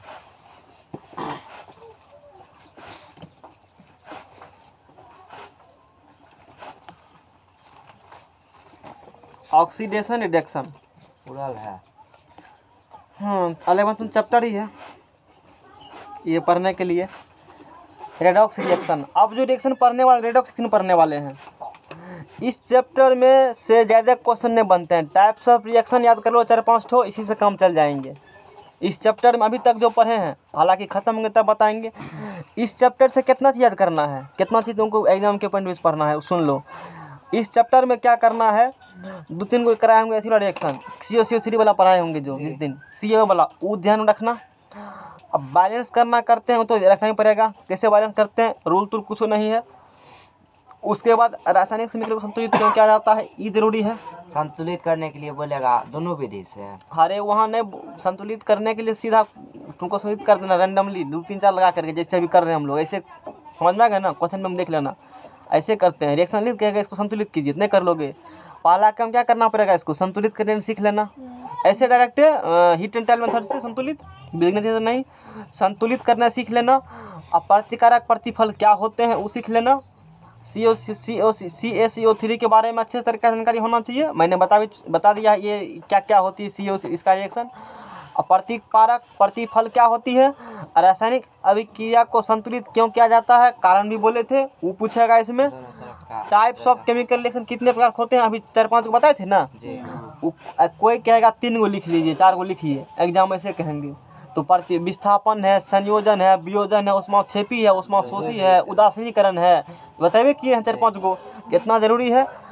उसके बाद रेडॉक्स रिएक्शन क्या होती है अभी बताएंगे, वो है जरूरी, ठीक है ना। ऑक्सीकरण अवकरण ये है जरूरी। इसके बाद तुमको कोरोजन क्या होती है, संक्षारण क्या होती है, हालांकि धातु में पढ़ाएंगे तो कहीं से भी कर लो, वो हो गया। विकृत गंधिता एसिडिटी, इतना ही पढ़ना है चैप्टर, बाकी चीज़ पढ़ना नहीं है, इतने पूछेंगे। अब 5-6 रिएक्शन कैसे होते हैं वो सीख लो, और चैप्टर अच्छे तरीक़ा से कवर हो जाएंगे, समझ में आ गया ना। चलो तो अच्छा आगे, हाँ रेडॉक्स रिएक्शन कराने वाले हैं बुक से, इससे कुछ नहीं चलेगा पता तुमको रेडॉक्स रिएक्शन किया है, हम जो बताते हैं वो देखो। 11th में चैप्टर ही है रेडॉक्स रिएक्शन का, वो जो अभी पढ़ा है ना, अभी जो पढ़ा है रिवर्सिबल रिएक्शन देखो है ना, अनुत्क्रमणीय प्रतिक्रिया इक्विलिब्रियम करके चैप्टर 7वां चैप्टर है, देखो ठीक है बोले थे। यहाँ भी रिएक्शन हुआ है इस प्रकार से, देखो अमोनिया वाला है ना रिएक्शन, अमोनिया वाला ये रिएक्शन H2 + I2, देखो इस रिएक्शन में एक और होता है यहाँ पर हाइड्रोजन और I2 क्या नाम है इसका है, आयोडीन। ठीक है। आपस में दोनों क्या करेंगे, अब बनाएंगे कौन सी HI बनाएंगे, और फिर ये टूट के किस में बिखर जाएंगे, HI में, दो है H लगा देंगे, हाइड्रोजन आयोडाइड इसका नाम हो चुका है। ये 2-4 गो रिएक्शन है, हालांकि तुम्हारे सिलेबस उतना नहीं आएंगे, जो आया मैंने बता दिया क्या आएगा एग्जाम में। अब थोड़ा सा ये सुन लो, ऑक्सीकरण अवकरण क्या होती है, समझ में आ रहा है कि नहीं केमिस्ट्री, समझ में आ रहा है ना। नहीं तो लोग कहते केमिस्ट्री समझ में नहीं आता है, तुमको आ रहा है, चलो ठीक है। अच्छा अब समझेंगे रेडॉक्स रिएक्शन, ऑक्सीकरण अवकरण समझेंगे। तो पहले समझते हैं ऑक्सीडेशन को, उस दिन केमिस्ट्री में पढ़ाए थे ना शामवाला में, अब समझो। उस समय हल्ला कर रहा था क्या होती है नहीं होती है, जहाँ रहेगा समय वहीं पढ़ाएंगे। ऑक्सीकरण ऑक्सीडेशन, और काफ़ी इम्पोर्टेंट है, कहीं नहीं छोड़ेगा पीछा, है ना। ऑक्सीकरण की परिभाषा 2 आधार पर दी जा सकती है, हालांकि ये इंटर बेसिस पर है, तो डिटेल में ही पढ़ा देते थोड़ा सा। इलेक्ट्रॉनिक सिद्धांत के आधार पर, ऑक्सीकरण संख्या के आधार पर, इसका परिभाषा 2 आधार पर दिया जा सकता है। पहला आधार क्या, दूसरा आधार क्या है, इसकी परिभाषा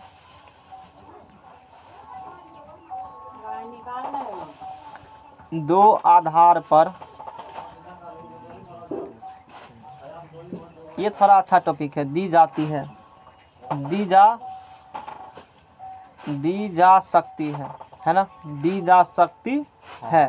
पहला आधार है इलेक्ट्रॉनिक सिद्धांत के आधार पर,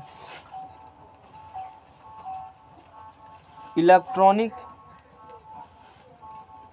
ये थोड़ा टॉपिक है इस चैप्टर में समझने वाला। इलेक्ट्रॉनिक सिद्धांत के आधार पर, इलेक्ट्रॉनिक सिद्धांत के आधार पर, तो इस आधार पर इसका परिभाषा कैसे देते हैं समझो। अब पूछेंगे ऑक्सीकरण क्या होती है। इस सिद्धांत के अनुसार किसी तत्व या परमाणु द्वारा इलेक्ट्रॉन का त्याग करना, ह्रास होगा। इस सिद्धांत के द्वारा,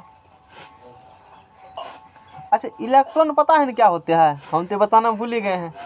हाँ, इलेक्ट्रॉन समझते हो ना क्या होता है इलेक्ट्रॉन, इलेक्ट्रॉन ये पता है इलेक्ट्रॉन बारे में? कुछ भी नहीं है हाँ। पता। हम इलेक्ट्रॉन इलेक्ट्रॉन कर रहे हैं हाँ कैसे होगा ऐसे में काम। बताइए बोलो। यही बता दीजिए। क्या होता है इलेक्ट्रॉन? इलेक्ट्रॉन पर -4 नमा नहीं पढ़ा है हाँ पढ़े थे। तो पता होगा ना। देखो थोड़ा सा बता देते हैं। अब तो तुमको बहुत कुछ बताना पड़ जाएगा तुमको इलेक्ट्रॉन समझने के लिए हैं। ऐसे समझ लो इलेक्ट्रॉन छोटा कण होता है अभी इतना ही तत्व का हैं? चलो 10 मिनट पे खींचने की कोशिश करते हैं, फिर उसमें धातु धातु में पढ़ाएंगे जाएंगे। तो परमाणु अणु समझते हो? पहले देखो पदार्थ है, पहले कोई क्या है पदार्थ। अच्छा पहले पदार्थ है। इस पदार्थ को क्या करो, बहुत टुकड़ा में डिवाइड करो, काफ़ी अधिक टुकड़ा में, बहुत अधिक टुकड़ा में, है ना। तो इस पदार्थ को टुकड़ा में डिवाइड करेंगे तो क्या बनेंगे इससे। अच्छा किसी पदार्थ के अणु होंगे, यौगिक होंगे, तो पदार्थ को टुकड़ा में डिवाइड करेंगे तो अणु बनेंगे। अणु क्या होते हैं, बहुत छोटे होते हैं, आँख से दिखाई नहीं देते हैं। बहुत छोटे होते हैं, काफ़ी छोटे होते हैं, जितना छोटे छोटे उससे छोटे, है ना। अणु को करेंगे दो से अधिक भाग में डिवाइड। अणु को 2 या 2 से अधिक भाग में तोड़ने पर क्या बनते हैं, परमाणु। परमाणु बनते हैं, है ना। और परमाणु के अंदर होते हैं 3 कण, इलेक्ट्रॉन, प्रोटॉन, न्यूट्रॉन। प्रोटॉन और क्या होते हैं, न्यूट्रॉन। तो यही इलेक्ट्रॉन है। हाँ, अब ये जो बात करेंगे इसी बारे में बात करेंगे। और ये आँख से दिखाई नहीं देंगे, ये किसके अंदर होते हैं, परमाणु के अंदर। एक दिन क्लास लेंगे इस चीज़ बताने की डिटेल में क्या हो, अभी तो बताने चलेगा। अभी मान के चलो कि पदार्थ को जब बहुत अधिक महीन टुकड़ा में डिवाइड करेंगे, उसका छोटा पार्ट होगा उसको अणु कहेंगे। और स्वतंत्र अवस्था में ये रहते हैं, रासायनिक अभिक्रिया में भाग नहीं लेते हैं। परमाणु स्वतंत्र अवस्था में नहीं रहते हैं, लेकिन रासायनिक अभिक्रिया में भाग लेते हैं। जैसे हम बोलते हैं ना ई मिल के ई बन गया, तो वहाँ तब तो नहीं रासायनिक अभिक्रिया करवा रहा है, वहाँ रासायनिक अभिक्रिया परमाणु ही करवा रहा है। कौन रासायनिक अभिक्रिया कौन कराता है, परमाणु। परमाणु स्वतंत्र अवस्था में रहेगा नहीं रहेंगे। जैसे अणु को 2 भाग में बांटेंगे, छोटा टुकड़ा बनेंगे ना, बहुत महीन कण, काफ़ी महीन कण बनते हैं, तो वो परमाणु क्या करेगा, 2-3 आपस मिल करके अणु बना लेगा। वो परमाणु वो परमाणु मिलकर क्या बना लेंगे, अणु बना लेंगे। यानी कि परमाणु स्वतंत्र अवस्था में नहीं रहते हैं, फिर भी रासायनिक अभिक्रिया में भाग लेते हैं। अणु स्वतंत्र अवस्था में रहते हैं, लेकिन रासायनिक अभिक्रिया में भाग तो पूछेगा रासायनिक अभिक्रिया में कौन भाग लेता है, परमाणु। तो परमाणु भाग लेते हैं। अब ये परमाणु बहुत छोटे होते हैं, आँख से दिखाई ये चीज़ नहीं देते हैं। जितना बोर्ड के खाली लिखा होगा, खाली वाला बोर्ड ना, और उसका बोरादा गिरता है ना, उसको भी अरबों खरबों टुकड़ा में डिवाइड करो, वो जो टुकड़ा मिलेंगे वही है परमाणु। वो क्या है, परमाणु। पदार्थ का सबसे सूक्ष्मतम कण, छोटा कण होते हैं परमाणु, according to Dalton atomic theory, Dalton का परमाणु सिद्धांत के अनुसार से, है ना। पदार्थ के सबसे सूक्ष्मतम कण क्या कहते हैं, परमाणु कहते हैं। अब परमाणु सूक्ष्मतम है, उसके अंदर क्या होते हैं, इलेक्ट्रॉन, प्रोटॉन, न्यूट्रॉन। अब परमाणु इतने छोटे हैं उसको आँख से देख नहीं सकते हो। अच्छा तो मान लो कि, और वो इतना छोटे होते हैं, गोलाकार शेप के होते हैं। अब परमाणु के अंदर होते हैं इलेक्ट्रॉन, प्रोटॉन और 3 कण होते हैं। 3 कण पार्टिकल बोलेंगे। जैसे मान लो ये परमाणु है ना, ये क्या मान चुके हैं, इतना बड़ा नहीं होता, समझ लीजिए फिगर बनाते हैं। ये परमाणु है, इस परमाणु के अंदर होंगे नाभिक, इसको क्या कहते हो, इसको नाभिक कहते हो। नाभिक, नाभिक में होता है प्रोटॉन और क्या होते हैं, न्यूट्रॉन होंगे। इलेक्ट्रॉन के तरफ क्या करते हैं, चक्कर लगाते मृतक का कक्षा में, यही इलेक्ट्रॉन है। यही क्या है, इलेक्ट्रॉन। त्याग ग्रहण होता है इलेक्ट्रॉन का, प्रोटॉन न्यूट्रॉन का कुछ भी नहीं होंगे। त्यागना होगा, छोड़ना होगा, लेन देन वाला काम कौन करेगा, ये लेन देन वाला काम नहीं करते हैं, है ना। अब कोई धातु है, धातु जिसमें टन या धन की आवाज, जिसमें करंट पास करता है, वो क्या होता है, धातु। अब धातु है वो, उसे करंट पास करेंगे। अच्छा ठीक है, जब पीटने पर टन की आवाज़ सुनाई देती है, धातु होती है ना। जी। अच्छा, उसमें चमक होती है, धातु का प्रॉपर्टी है, घना होता है, ठोस अवस्था में होता है। तो धातु क्या करता है, इलेक्ट्रॉन को त्यागता है। धनी धातु मतलब क्या समझो, धनी व्यक्ति इलेक्ट्रॉन का क्या करेगा, त्याग। और इलेक्ट्रॉन पर होता है माइनस चार्ज और प्रोटॉन पर होता है, तो इलेक्ट्रॉन त्यागेगा ना धातु, तो उस पर माइनस चार्ज की प्लस, उस पर प्लस चार्ज हो जाते हैं उत्पन्न। रट लो इसको सीधा, अभी क्या याद करना है, धातु इलेक्ट्रॉन क्या करेगा, उस पर कौन चार्ज पैदा होंगे प्लस चार्ज। और धातु क्या करते हैं, इलेक्ट्रॉन का ग्रहण, आधाकी है, क्या करेगा, इलेक्ट्रॉन का ग्रहण करेगा। इलेक्ट्रॉन का क्या करेंगे, ग्रहण करेंगे। चलो कुछ टॉनिक दे देते हैं, काम करो तब तक। मैट्रिक वाला ख्याल ये दिक्कत पढ़ाने में, सारा ज्ञान नहीं दे सकते हैं उसको। जब तक 11th ना, तब तक पूरा पटरी नहीं खोल सकते हैं। 11th में पूरा पटरी खोलने में कभी कोई डर लगता है, कहीं विस्फोट हो जाए, तो धीरे धीरे करके खोलते हैं। एक ही बार नहीं खोल देंगे तो दिक्कत हो जाएगा, तब धीरे धीरे करके। तो आप समझो, और धातु इलेक्ट्रॉन क्या करते हैं, धातु को जो धनी है दान करेगा, त्याग करेगा, प्लस चार्ज दिखाएंगे, अमीर व्यक्ति है ये, समझ में आ गया ना। और धातु अधक्की है, इलेक्ट्रॉन चाहिए उसको, और धातु इलेक्ट्रॉन क्या करेंगे, ग्रहण करेंगे। तो ग्रहण करेंगे तो कौन चार्ज उत्पन्न पैदा होगा, अरे ग्रहण करें कर्जा में डूबेंगे ना, तो माइनस चार्ज दिखा देंगे, ऐसे समझो, समझ गया ना। अच्छा, तो ऑक्सीडेशन, इसकी परिभाषा दो आधार पर दी जा सकती है, इलेक्ट्रॉनिक सिद्धांत के आधार पर। इस सिद्धांत किसी तत्व या इस सिद्धांत के अनुसार देखो, ये क्या है, कलम है ना, इसको 1000 टुकड़ा में कट करो। कितना टुकड़ा में, 1000 मान दो, पहले 10 टुकड़ा में, यहाँ कैंची मारे इतना टुकड़ा मिला ना, उसको फिर 10 टुकड़ा में। इसी प्रकार से इतना महीन टुकड़ा करो कि आँख से दिखना वो क्या हो जाए, बंद हो जाए। जैसे अभी जैसे मान लो धूप उगा रहेगा, तो खपरा में कहीं छेद होता है तो रोशनी आता है ना, और रोशनी में देखो धूलकण क्या होती है, उड़ता है ना। वो नहीं है परमाणु अणु, उसका भी 1 लाख टुकड़ा करो, उसका भी क्या करेंगे, वो होगा परमाणु। अब बुझा, और उसके अंदर कौन रहेगा, इलेक्ट्रॉन प्रोटॉन। इलेक्ट्रॉन ये इसे कहते हैं ऑर्बिट, ये जो है ना घेरा वाला, इसको क्या कहते हो, कक्षा कहते हो। इसे क्या कहते हो, कक्षा। और इसमें इलेक्ट्रॉन क्या करते हैं, चक्कर लगाते हैं। अब प्रोटॉन कहाँ होंगे, न्यूक्लियस में। प्रोटॉन और क्या होंगे यहाँ पर, न्यूट्रॉन होंगे। धातु इलेक्ट्रॉन क्या करेगा, त्याग की ग्रहण, धातु त्याग करेगा तो कौन चार्ज, प्लस। और धातु इलेक्ट्रॉन क्या करेंगे, ग्रहण तो माइनस चार्ज। तो इलेक्ट्रॉनिक सिद्धांत के आधार पर, समझ में आ गया ना। इस सिद्धांत के अनुसार इस सिद्धांत के अनुसार क्या लिखा है, किसी तत्व, इस सिद्धांत के अनुसार किसी तत्व क्या होती है, जो एक ही प्रकार के परमाणु मिलकर बना होता है। बोलो, तत्व क्या होते हैं, एक ही। जैसे हाइड्रोजन की बात करेंगे ना, तो उसका परमाणु एक ही प्रकार के परमाणु मिलकर बने होंगे। सोडियम जैसे बोलते हैं तो एक ही प्रकार के परमाणु मिलकर बने होंगे। कैल्शियम बोलेंगे तो एक ही प्रकार के परमाणु मिलने होंगे। ये इसका मतलब होती है, हालांकि ये गलत है, अभी यही समझो। डाल्टन बात गलत हो जाते हैं, आगे जाओगे तो, है ना, अभी यही समझना। तो इस सिद्धांत के अनुसार किसी तत्व या, चलो पढ़ाते हैं टॉपिक, परमाणु के द्वारा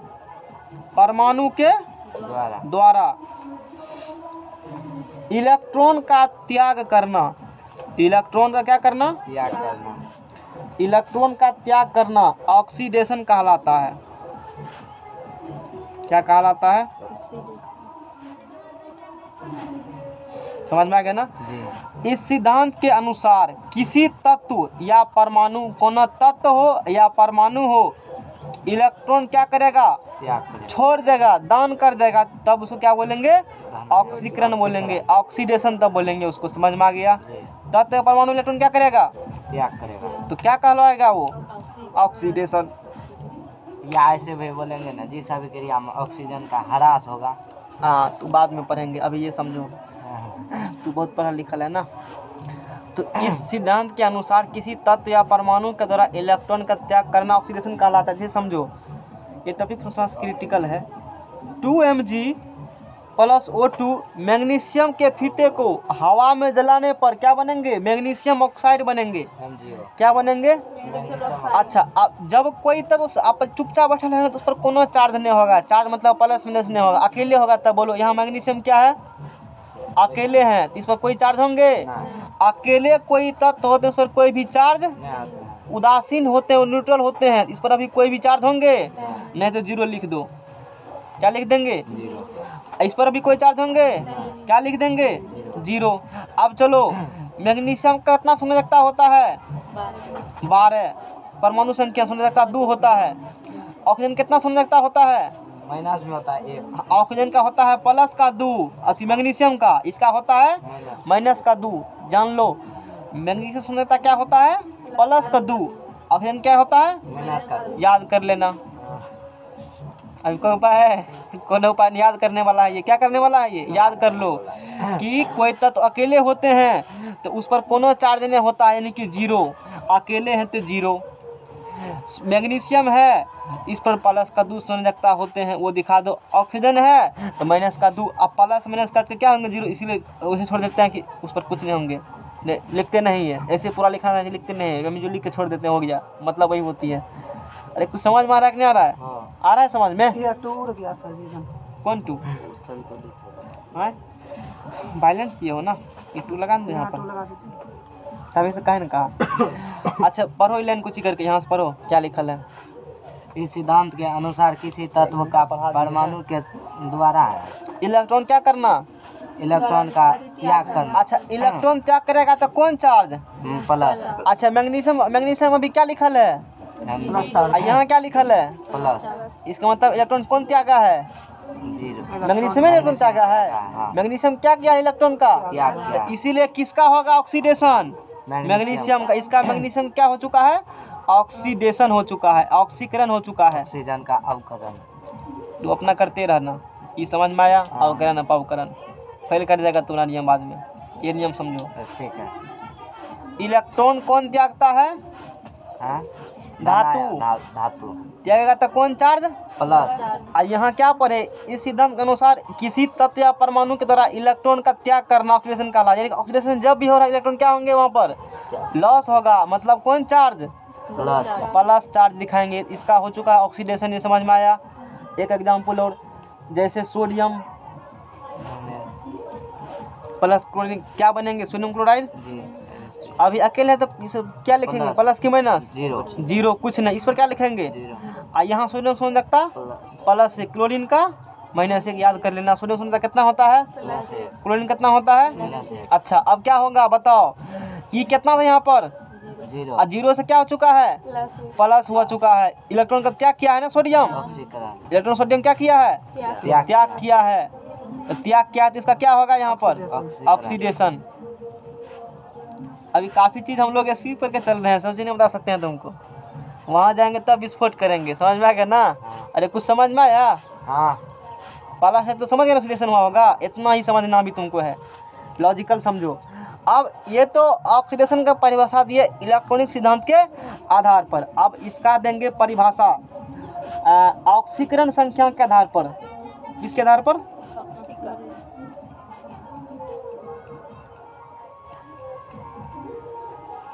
सर पूरा डिटेल से बताइए, छोड़ते हैं कौन सी?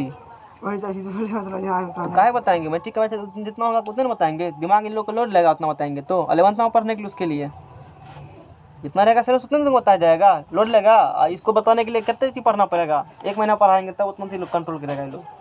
इसको तो इस प्रकार समझाओ कि उतना में काम कैसे हो सकता है लोग का, वो काम करना पड़ेगा हमको। मैंने जितना ज़रूरी था समझने टॉपिक उतना बता दिया, इतना से लोग को काम कवर हो जाएंगे। बहुत कुछ ज़्यादा बोली। नहीं है ज़्यादा कुछ नहीं है। 6000 लेके जहाँ आना। देखते हैं बोल देता है सर सब, लेकिन लिखाते हैं जब काम होता है तो उसमें हम लिखाते हैं, लेकिन बहुत चीज़ बोल देते हैं बहुत सर। चीज़ बोल देते हैं, तब तुमको बहुत नॉलेज है ये लोग तो इधर गुस्सा उठता होगा हमको तो काहे गुस्सा उठेगा? यही सब बात बोल देते हैं इसलिए।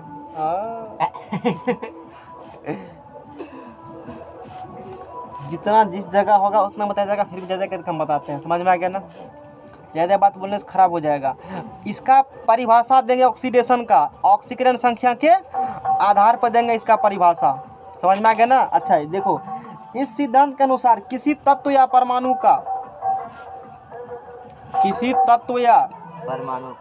परमाणु का रार को सुख पला तुमको वही बांध है, जैसे देते हैं तो उपज हो रहा है। किसी तत्व या परमाणु किसी देखते हो 11 कॉपी से पढ़ा रहे हैं, समझ रहे हो ना, जैसे ही निकलेंगे इससे कम हो ही नहीं सकता है, कम का सवाल ही नहीं है। देख रहे हो ना, छुट से केमिस्ट्री है उधर धरल है। किसी तत्व या परमाणु के ऑक्सीकरण संख्या में वृद्धि होना, किसी तत्व या परमाणु के ऑक्सीकरण संख्या में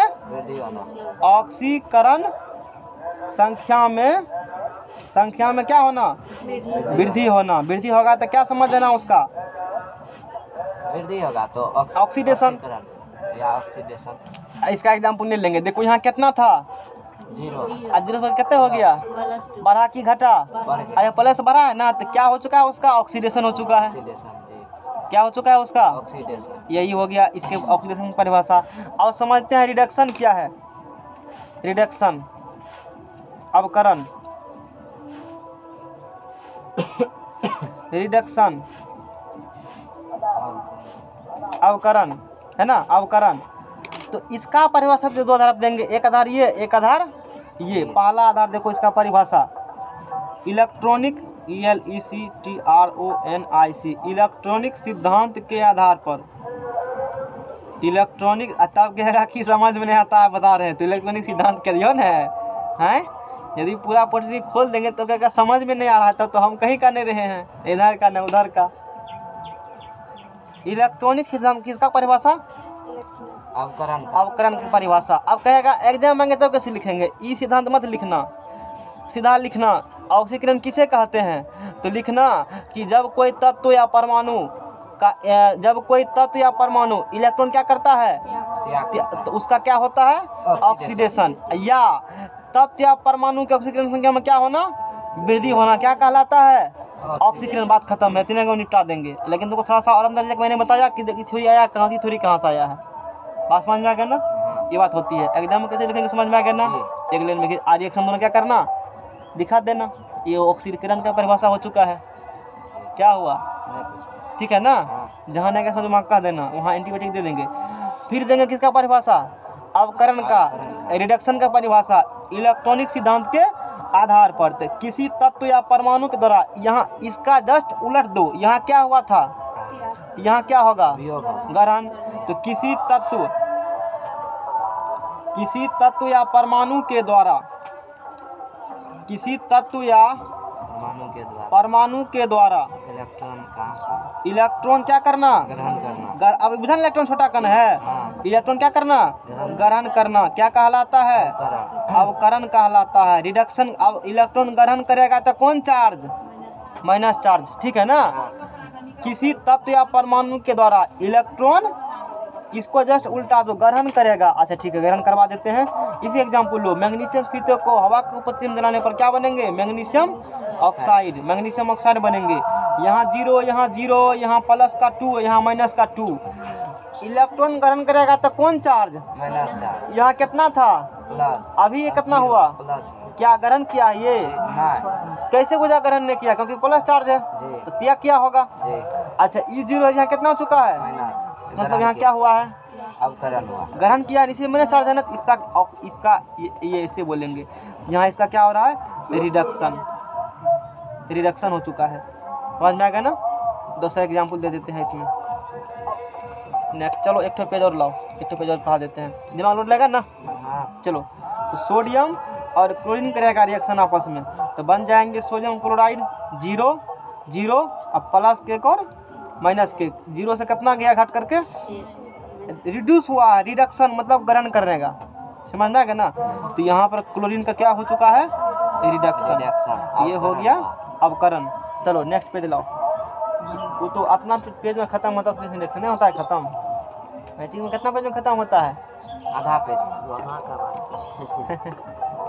मैंने फिर ज़्यादा करके बता दिया। तो वो था इसके आधार पर, लास्ट में समरी कर देंगे सबका। हाँ पेज लाओ।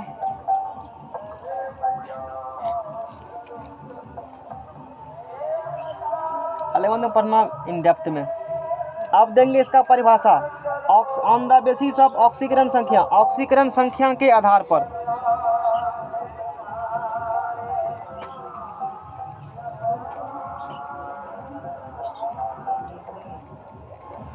ऑक्सीकरण संख्या के आधार पर देंगे परिभाषा। एगो याद हम दूसरा याद होगा, बोलो। यहाँ त्याग से यहाँ क्या हुआ? अच्छा, यहाँ देखो वृद्धि हुआ है तो यहाँ क्या होगा?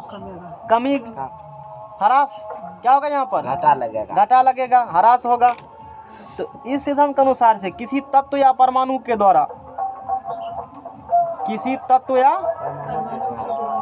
परमाणु के, किसी तत्व या परमाणु के ऑक्सीकरण संख्या में, ऑक्सीकरण संख्या में कमी होना या ह्रास होना, ह्रास होना अवकरण कहलाता है। क्या कहलाता है? अवकरण कहलाता है। ह्रास होगा तो उसको क्या कहेंगे हम लोग? अवकरण कहेंगे। अभी तो पदार्थ भी पढ़ाना है, ऑक्सीडाइजिंग और रिड्यूसिंग सब्सटेंस क्या होती है, आगे होंगे। इसका परिभाषा फिर 2000 पर है। चलो ठीक है, तो लिखते हैं रिएक्शन को, वही रिएक्शन लिखो। रिएक्शन क्या लिखेंगे? यहीं पर देखो, यहाँ पर क्या लिखा हुआ है? कमी या कौन चीज में कमी होना? ऑक्सीकरण संख्या में क्या हो जाएगा? कमी होगा। तो उसको क्या कहेंगे हम लोग? अवकरण कहेंगे। देखो ये कितना था, अब कितना हो चुका है? घटा की बड़ा? घट गया। घटा, तो इसीलिए कमी हुआ, तो उसका अवकरण हो चुका है। अभी जो होगा कंफ्यूजन, 2-3 बात कहेंगे, उसी पे चैप्टर घूम जाएगा पूरा। अब देखो, ऑक्सीकरण और अवकरण। ऑक्सीकरण प्लस होगा, प्लस होंगे। देखो यहाँ से त्याग करेगा तो कौन चार्ज? सुनो, ऑक्सीकरण में क्या होते हैं? त्याग होते हैं। त्याग करेगा तो कौन चार्ज? Plus charge. तो प्लस चार्ज। अच्छा, प्लस है तो बढ़ा कि घटा? बढ़ गया। तो इसीलिए ऑक्सीकरण में क्या कहेंगे? तत्व या परमाणु इलेक्ट्रॉन क्या करते हैं? त्याग करेंगे। या अब वृद्धि होगा क्योंकि प्लस में है, इसीलिए उसका क्या होंगे? ऑक्सीकरण होंगे। इसको उल्टा दो, तत्व या परमाणु इलेक्ट्रॉन क्या करेंगे? ग्रहण करेंगे। तो कौन चार्ज?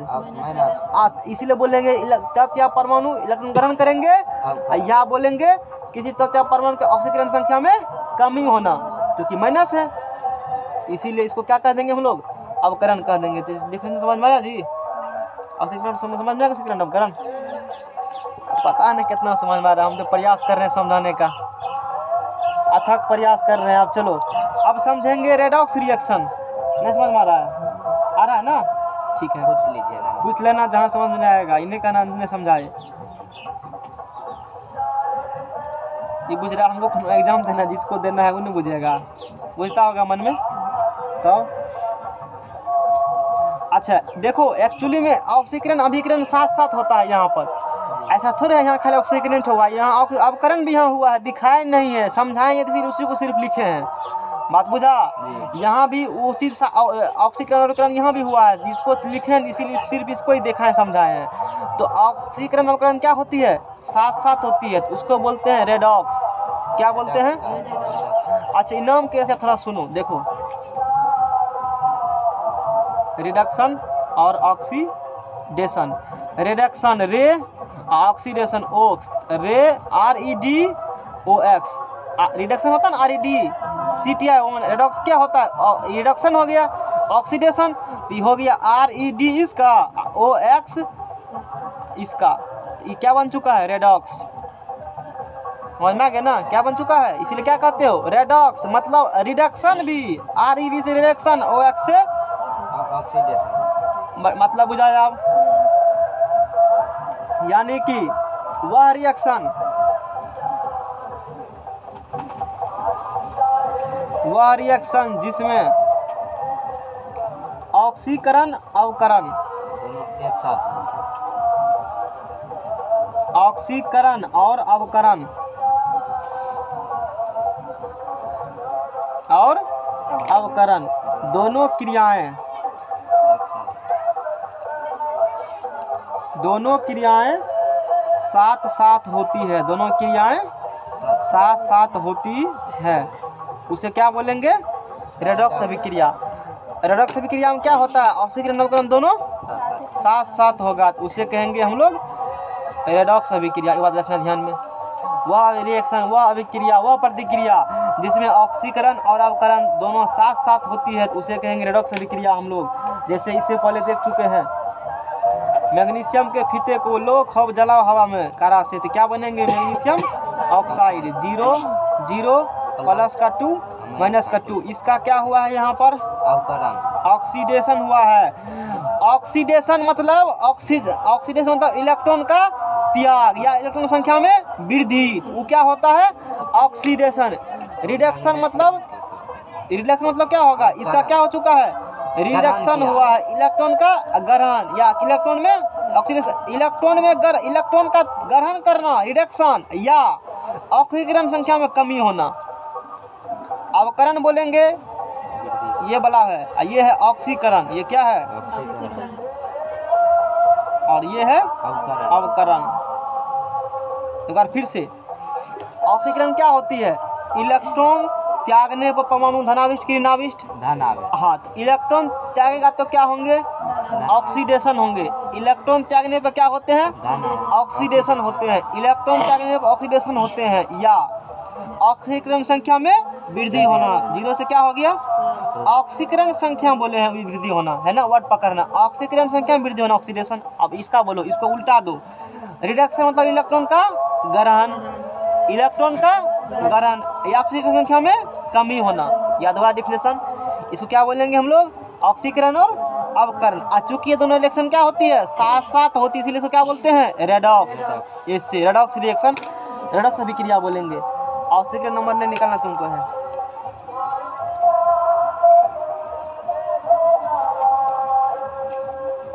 अब देखो, अब एक होती है ऑक्सीकारक पदार्थ और अवकारक पदार्थ, होता है ना, अब वो पढ़ेंगे। ऑक्सीकारक पदार्थ और अवकारक पदार्थ।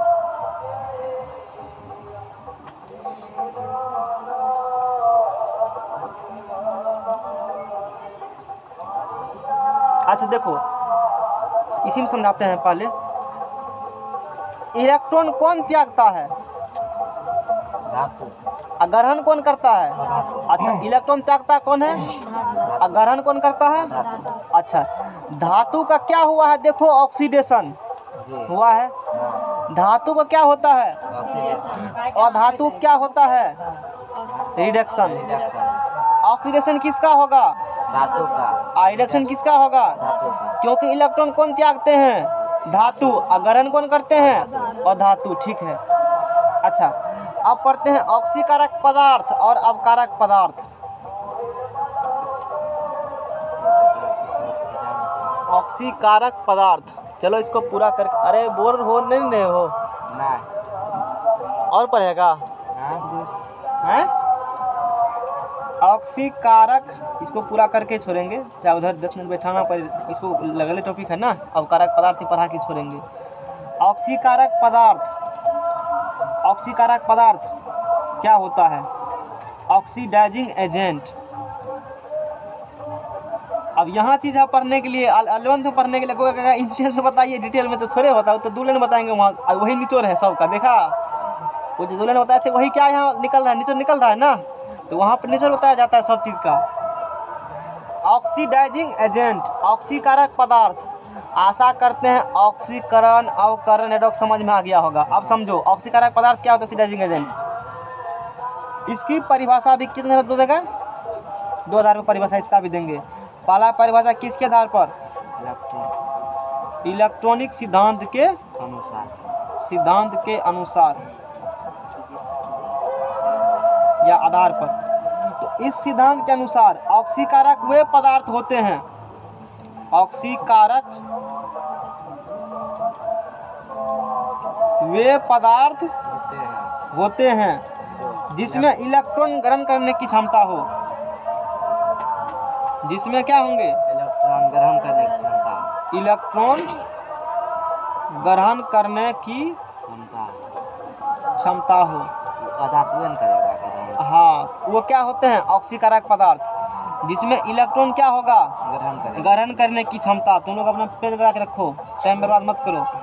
ऑक्सीकारक वे पदार्थ, हम खत्म कर रहे हैं बस इसी पे टॉपिक को। ऑक्सीकारक वे पदार्थ होते हैं जिसमें इलेक्ट्रॉन ग्रहण करने की क्या होंगे, क्षमता होंगे। वो कौन पदार्थ कहलाते हैं, और ग्रहण कौन करता है, तो अधातु ऑक्सीडाइजिंग एजेंट होंगे, कल बोले थे, समझ में आ गया ना। हाँ तो तुम लोग 3 लगाया कहाँ रखा, तुम लोग का है, अभी नया वाला पैकेट होगा, ये लोग ला रहे हैं इन लोग के लिए। वो अब कार्बन, पैकेट कार्बन। चलो यहाँ देखो, अच्छा सुनो, जब जिसका रिडक्शन हुआ है ना वो होता है ऑक्सीडाइजिंग एजेंट। हाँ इसका नहीं लिखेंगे इसमें एग्जाम्पल, इसी में लिखेंगे, तुमको पढ़ने में दिक्कत नहीं होगा। अच्छा अभी क्या लिखा तुम, यहाँ देखो अभी क्या लिखा, यहाँ क्या लिखा परिभाषा पढ़ो। ऑक्सीकारक वे पदार्थ हो जिसमें इलेक्ट्रॉन ग्रहण करने की क्षमता, और इलेक्ट्रॉन देखो कितना इंपोर्टेंट चीज है, इलेक्ट्रॉन ग्रहण कौन करता है, और अधातु का ही क्या हो रहा है यहाँ पर, देखो अधातु है ना यहाँ पर, यहाँ अधातु है ना, इसका क्या हुआ है, रिडक्शन। तो जिसका रिडक्शन होता है ना, जिसका होता है वो कहलाता है ऑक्सीडाइजिंग एजेंट। वो क्या कहलाता है, यहाँ बताओ, ऑक्सीजन यहाँ पर क्या होगा, ऑक्सीडाइजिंग एजेंट वो ए होंगे, समझ में आ गया ना। जो जिसका क्या होता है रिडक्शन उल्टा है वो क्या होंगे, ऑक्सीडाइजिंग एजेंट, और जिसका होगा ऑक्सीडेशन वो क्या होंगे, रिड्यूसिंग एजेंट, अवकारक पदार्थ, ठीक है ना। अच्छा या ये कह सकते हो, इसका परिभाषा ऑक्सीकारक का परिभाषा यही कह सकते हो, ऑक्सीकारक वे पदार्थ होते हैं जिसमें इलेक्ट्रॉन ग्रहण करने की क्षमता, और ग्रहण करने की क्षमता होता है धातु व्यक्ति में, धातु व्यक्ति में और धातु में होता है। अब इसका परिभाषा देंगे ऑक्सीकारक संख्या के आधार पर, ऑक्सीकारक संख्या के आधार पर। ये टॉपिक रिटेल में पढ़ाते हैं, मैट्रिक इंटर दोनों में ही, हम इंटर में किसी भी काफी डेप में चलेंगे। ऑक्सीकारक संख्या के आधार पर इस सिद्धांत के अनुसार ऑक्सीकारक वे पदार्थ होते हैं जिसके ऑक्सीकरण संख्या में कमी हो, जिसके ऑक्सीकरण संख्या में क्या हो, ये पकड़ने का तरीका है। और कमी तो यहाँ भी हुआ है, देखो कमी नहीं हुआ है, 0 से घट गया तो ऑक्सीकरण नहीं हो गए।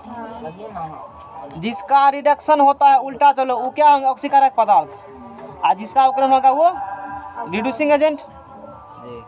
आगे देखेंगे, जिसका रिडक्शन होगा वो क्या होंगे, ऑक्सीडाइजिंग एजेंट होंगे, वो होंगे ऑक्सीकारक पदार्थ।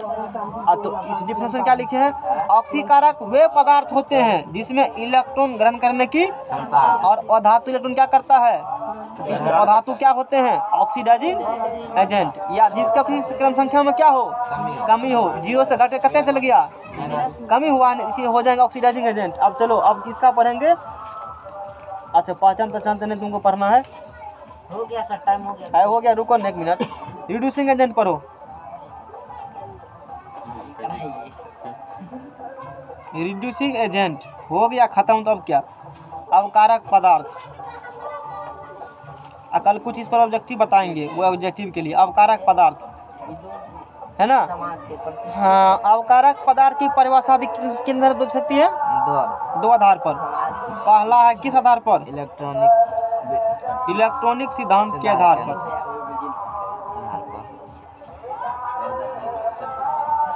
इलेक्ट्रॉनिक सिद्धांत के आधार पर। इस सिद्धांत के अनुसार, अरे काहे वैसे तुम लोग बेवकूफ तो हंस रहे हो, इस सिद्धांत के अनुसार अवकारक वे पदार्थ होते हैं जिसमें इलेक्ट्रॉन त्यागने की क्षमता होती है, जिसमें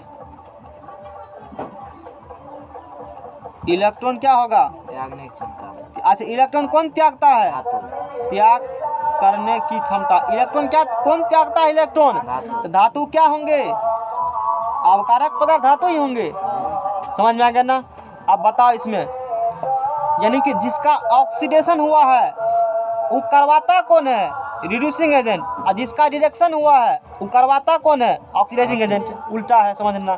तो ऑक्सीडेशन इसका हुआ है ना, किसका हुआ ऑक्सीडेशन, ऑक्सीजन का हुआ है, मैग्नीशियम हुआ है, मैग्नीशियम हुआ है, ऑक्सीडेशन किसका हुआ है, मैग्नीशियम का। यहाँ क्या लिखा है, जिसमें इलेक्ट्रॉन ग्रहण करने त्यागने की क्षमता हो, मैग्नीशियम इलेक्ट्रॉन क्या किया यहाँ पर, इसीलिए कौन चार्ज, इलेक्ट्रॉन त्यागने पर अणु क्या होंगे, पॉजिटिव। तो इसीलिए ये क्या होंगे बताओ, ये होंगे रिड्यूसिंग एजेंट। ये क्या होंगे? रिड्यूसिंग। और ये भी क्या होंगे? Reducing agent. या इसका परिभाषा सुनो अदर आधार पर। सोच रहे हैं अगले बार से मैट्रिक नहीं चैप्टर उतना डिटेल में पढ़ाएंगे टॉपिक को। हैंग नहीं कर रहा है दिमाग में लोग को? हैं? थोड़ा डिटेल दे देते हैं। पढ़ा लिखल लोग हैं। पढ़ा लिखल लोग। या दूसरा आधार किसका परिभाषा सुनो, ऑक्सीकरण संख्या के आधार पर। ठकरा है। ऑक्सीकरण संख्या के ऑक्सीकरण संख्या के आधार पर। देखो दिमाग यदि है न करे तो हमको दिक्कत नहीं, हमको डर इसलिए लगता है कि विद्यार्थी को समझ में नया टॉपिक्स थोड़ा सा इसीलिए दिक्कत होता है, ज़्यादा डेफ में जाने में डर लगता है। समझ में आ गया ना? नहीं तो तो कैसी मानने लगा बगल समझ नहीं आता, दूर कुछ नहीं बताए हैं। ऑक्सीकरण संख्या के आधार पर तो जिसमें इलेक्ट्रॉन के त्याग करेगा या इलेक्ट्रॉन क्या करेंगे, ऑक्सीकरण संख्या में वृद्धि होना। ऑक्सीकरण संख्या में वृद्धि होना। अब 5 मिनट चैप्टर को अभी रटा रहे हैं। ऑक्सीकरण संख्या में क्या होना?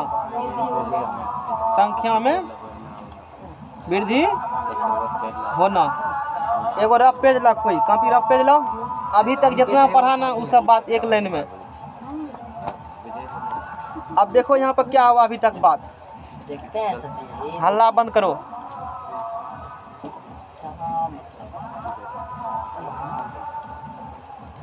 मैग्नीशियम के फीते को हवा में जलाए हो तो क्या बना है? मैग्नीशियम ऑक्साइड बना है ना।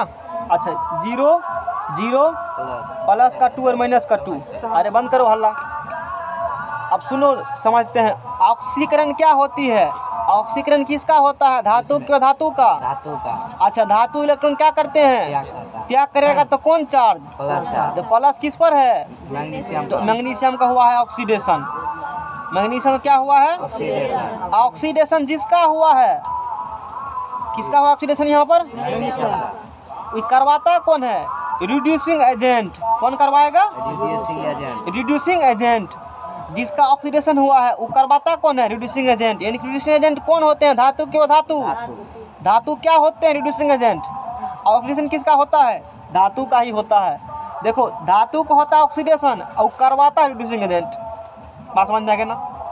अच्छा अवकरण और धातु क्या करते हैं? इलेक्ट्रॉन का ग्रहण करते हैं तो कौन चार्ज? माइनस यहाँ है, रिड्यूस हो गया है ना, घट गया है। ऑक्सीजन का क्या हुआ है? रिडक्शन हुआ है। क्या हुआ? ऑक्सीजन इसका क्या हुआ है? रिडक्शन। और ये कौन करवाता है? Oxidising agent. कौन करवाएगा? और ऑक्सीडेशन रिडक्शन दोनों साथ साथ हो रहा है ना, तो इस पूरा प्रक्रिया को कहेंगे हम लोग रेडॉक्स रिएक्शन। पूरा प्रक्रिया क्या कहेंगे? रेडॉक्स रिएक्शन कहेंगे। आज के क्लास में इतना ही पढ़े, मतलब ये टॉपिक कंफ्यूजन वाला था। समझ में आ गया ना? चलो इतना क्लियर हो गया और समझाएं? चलो ठीक है, आगे बंद करते हैं।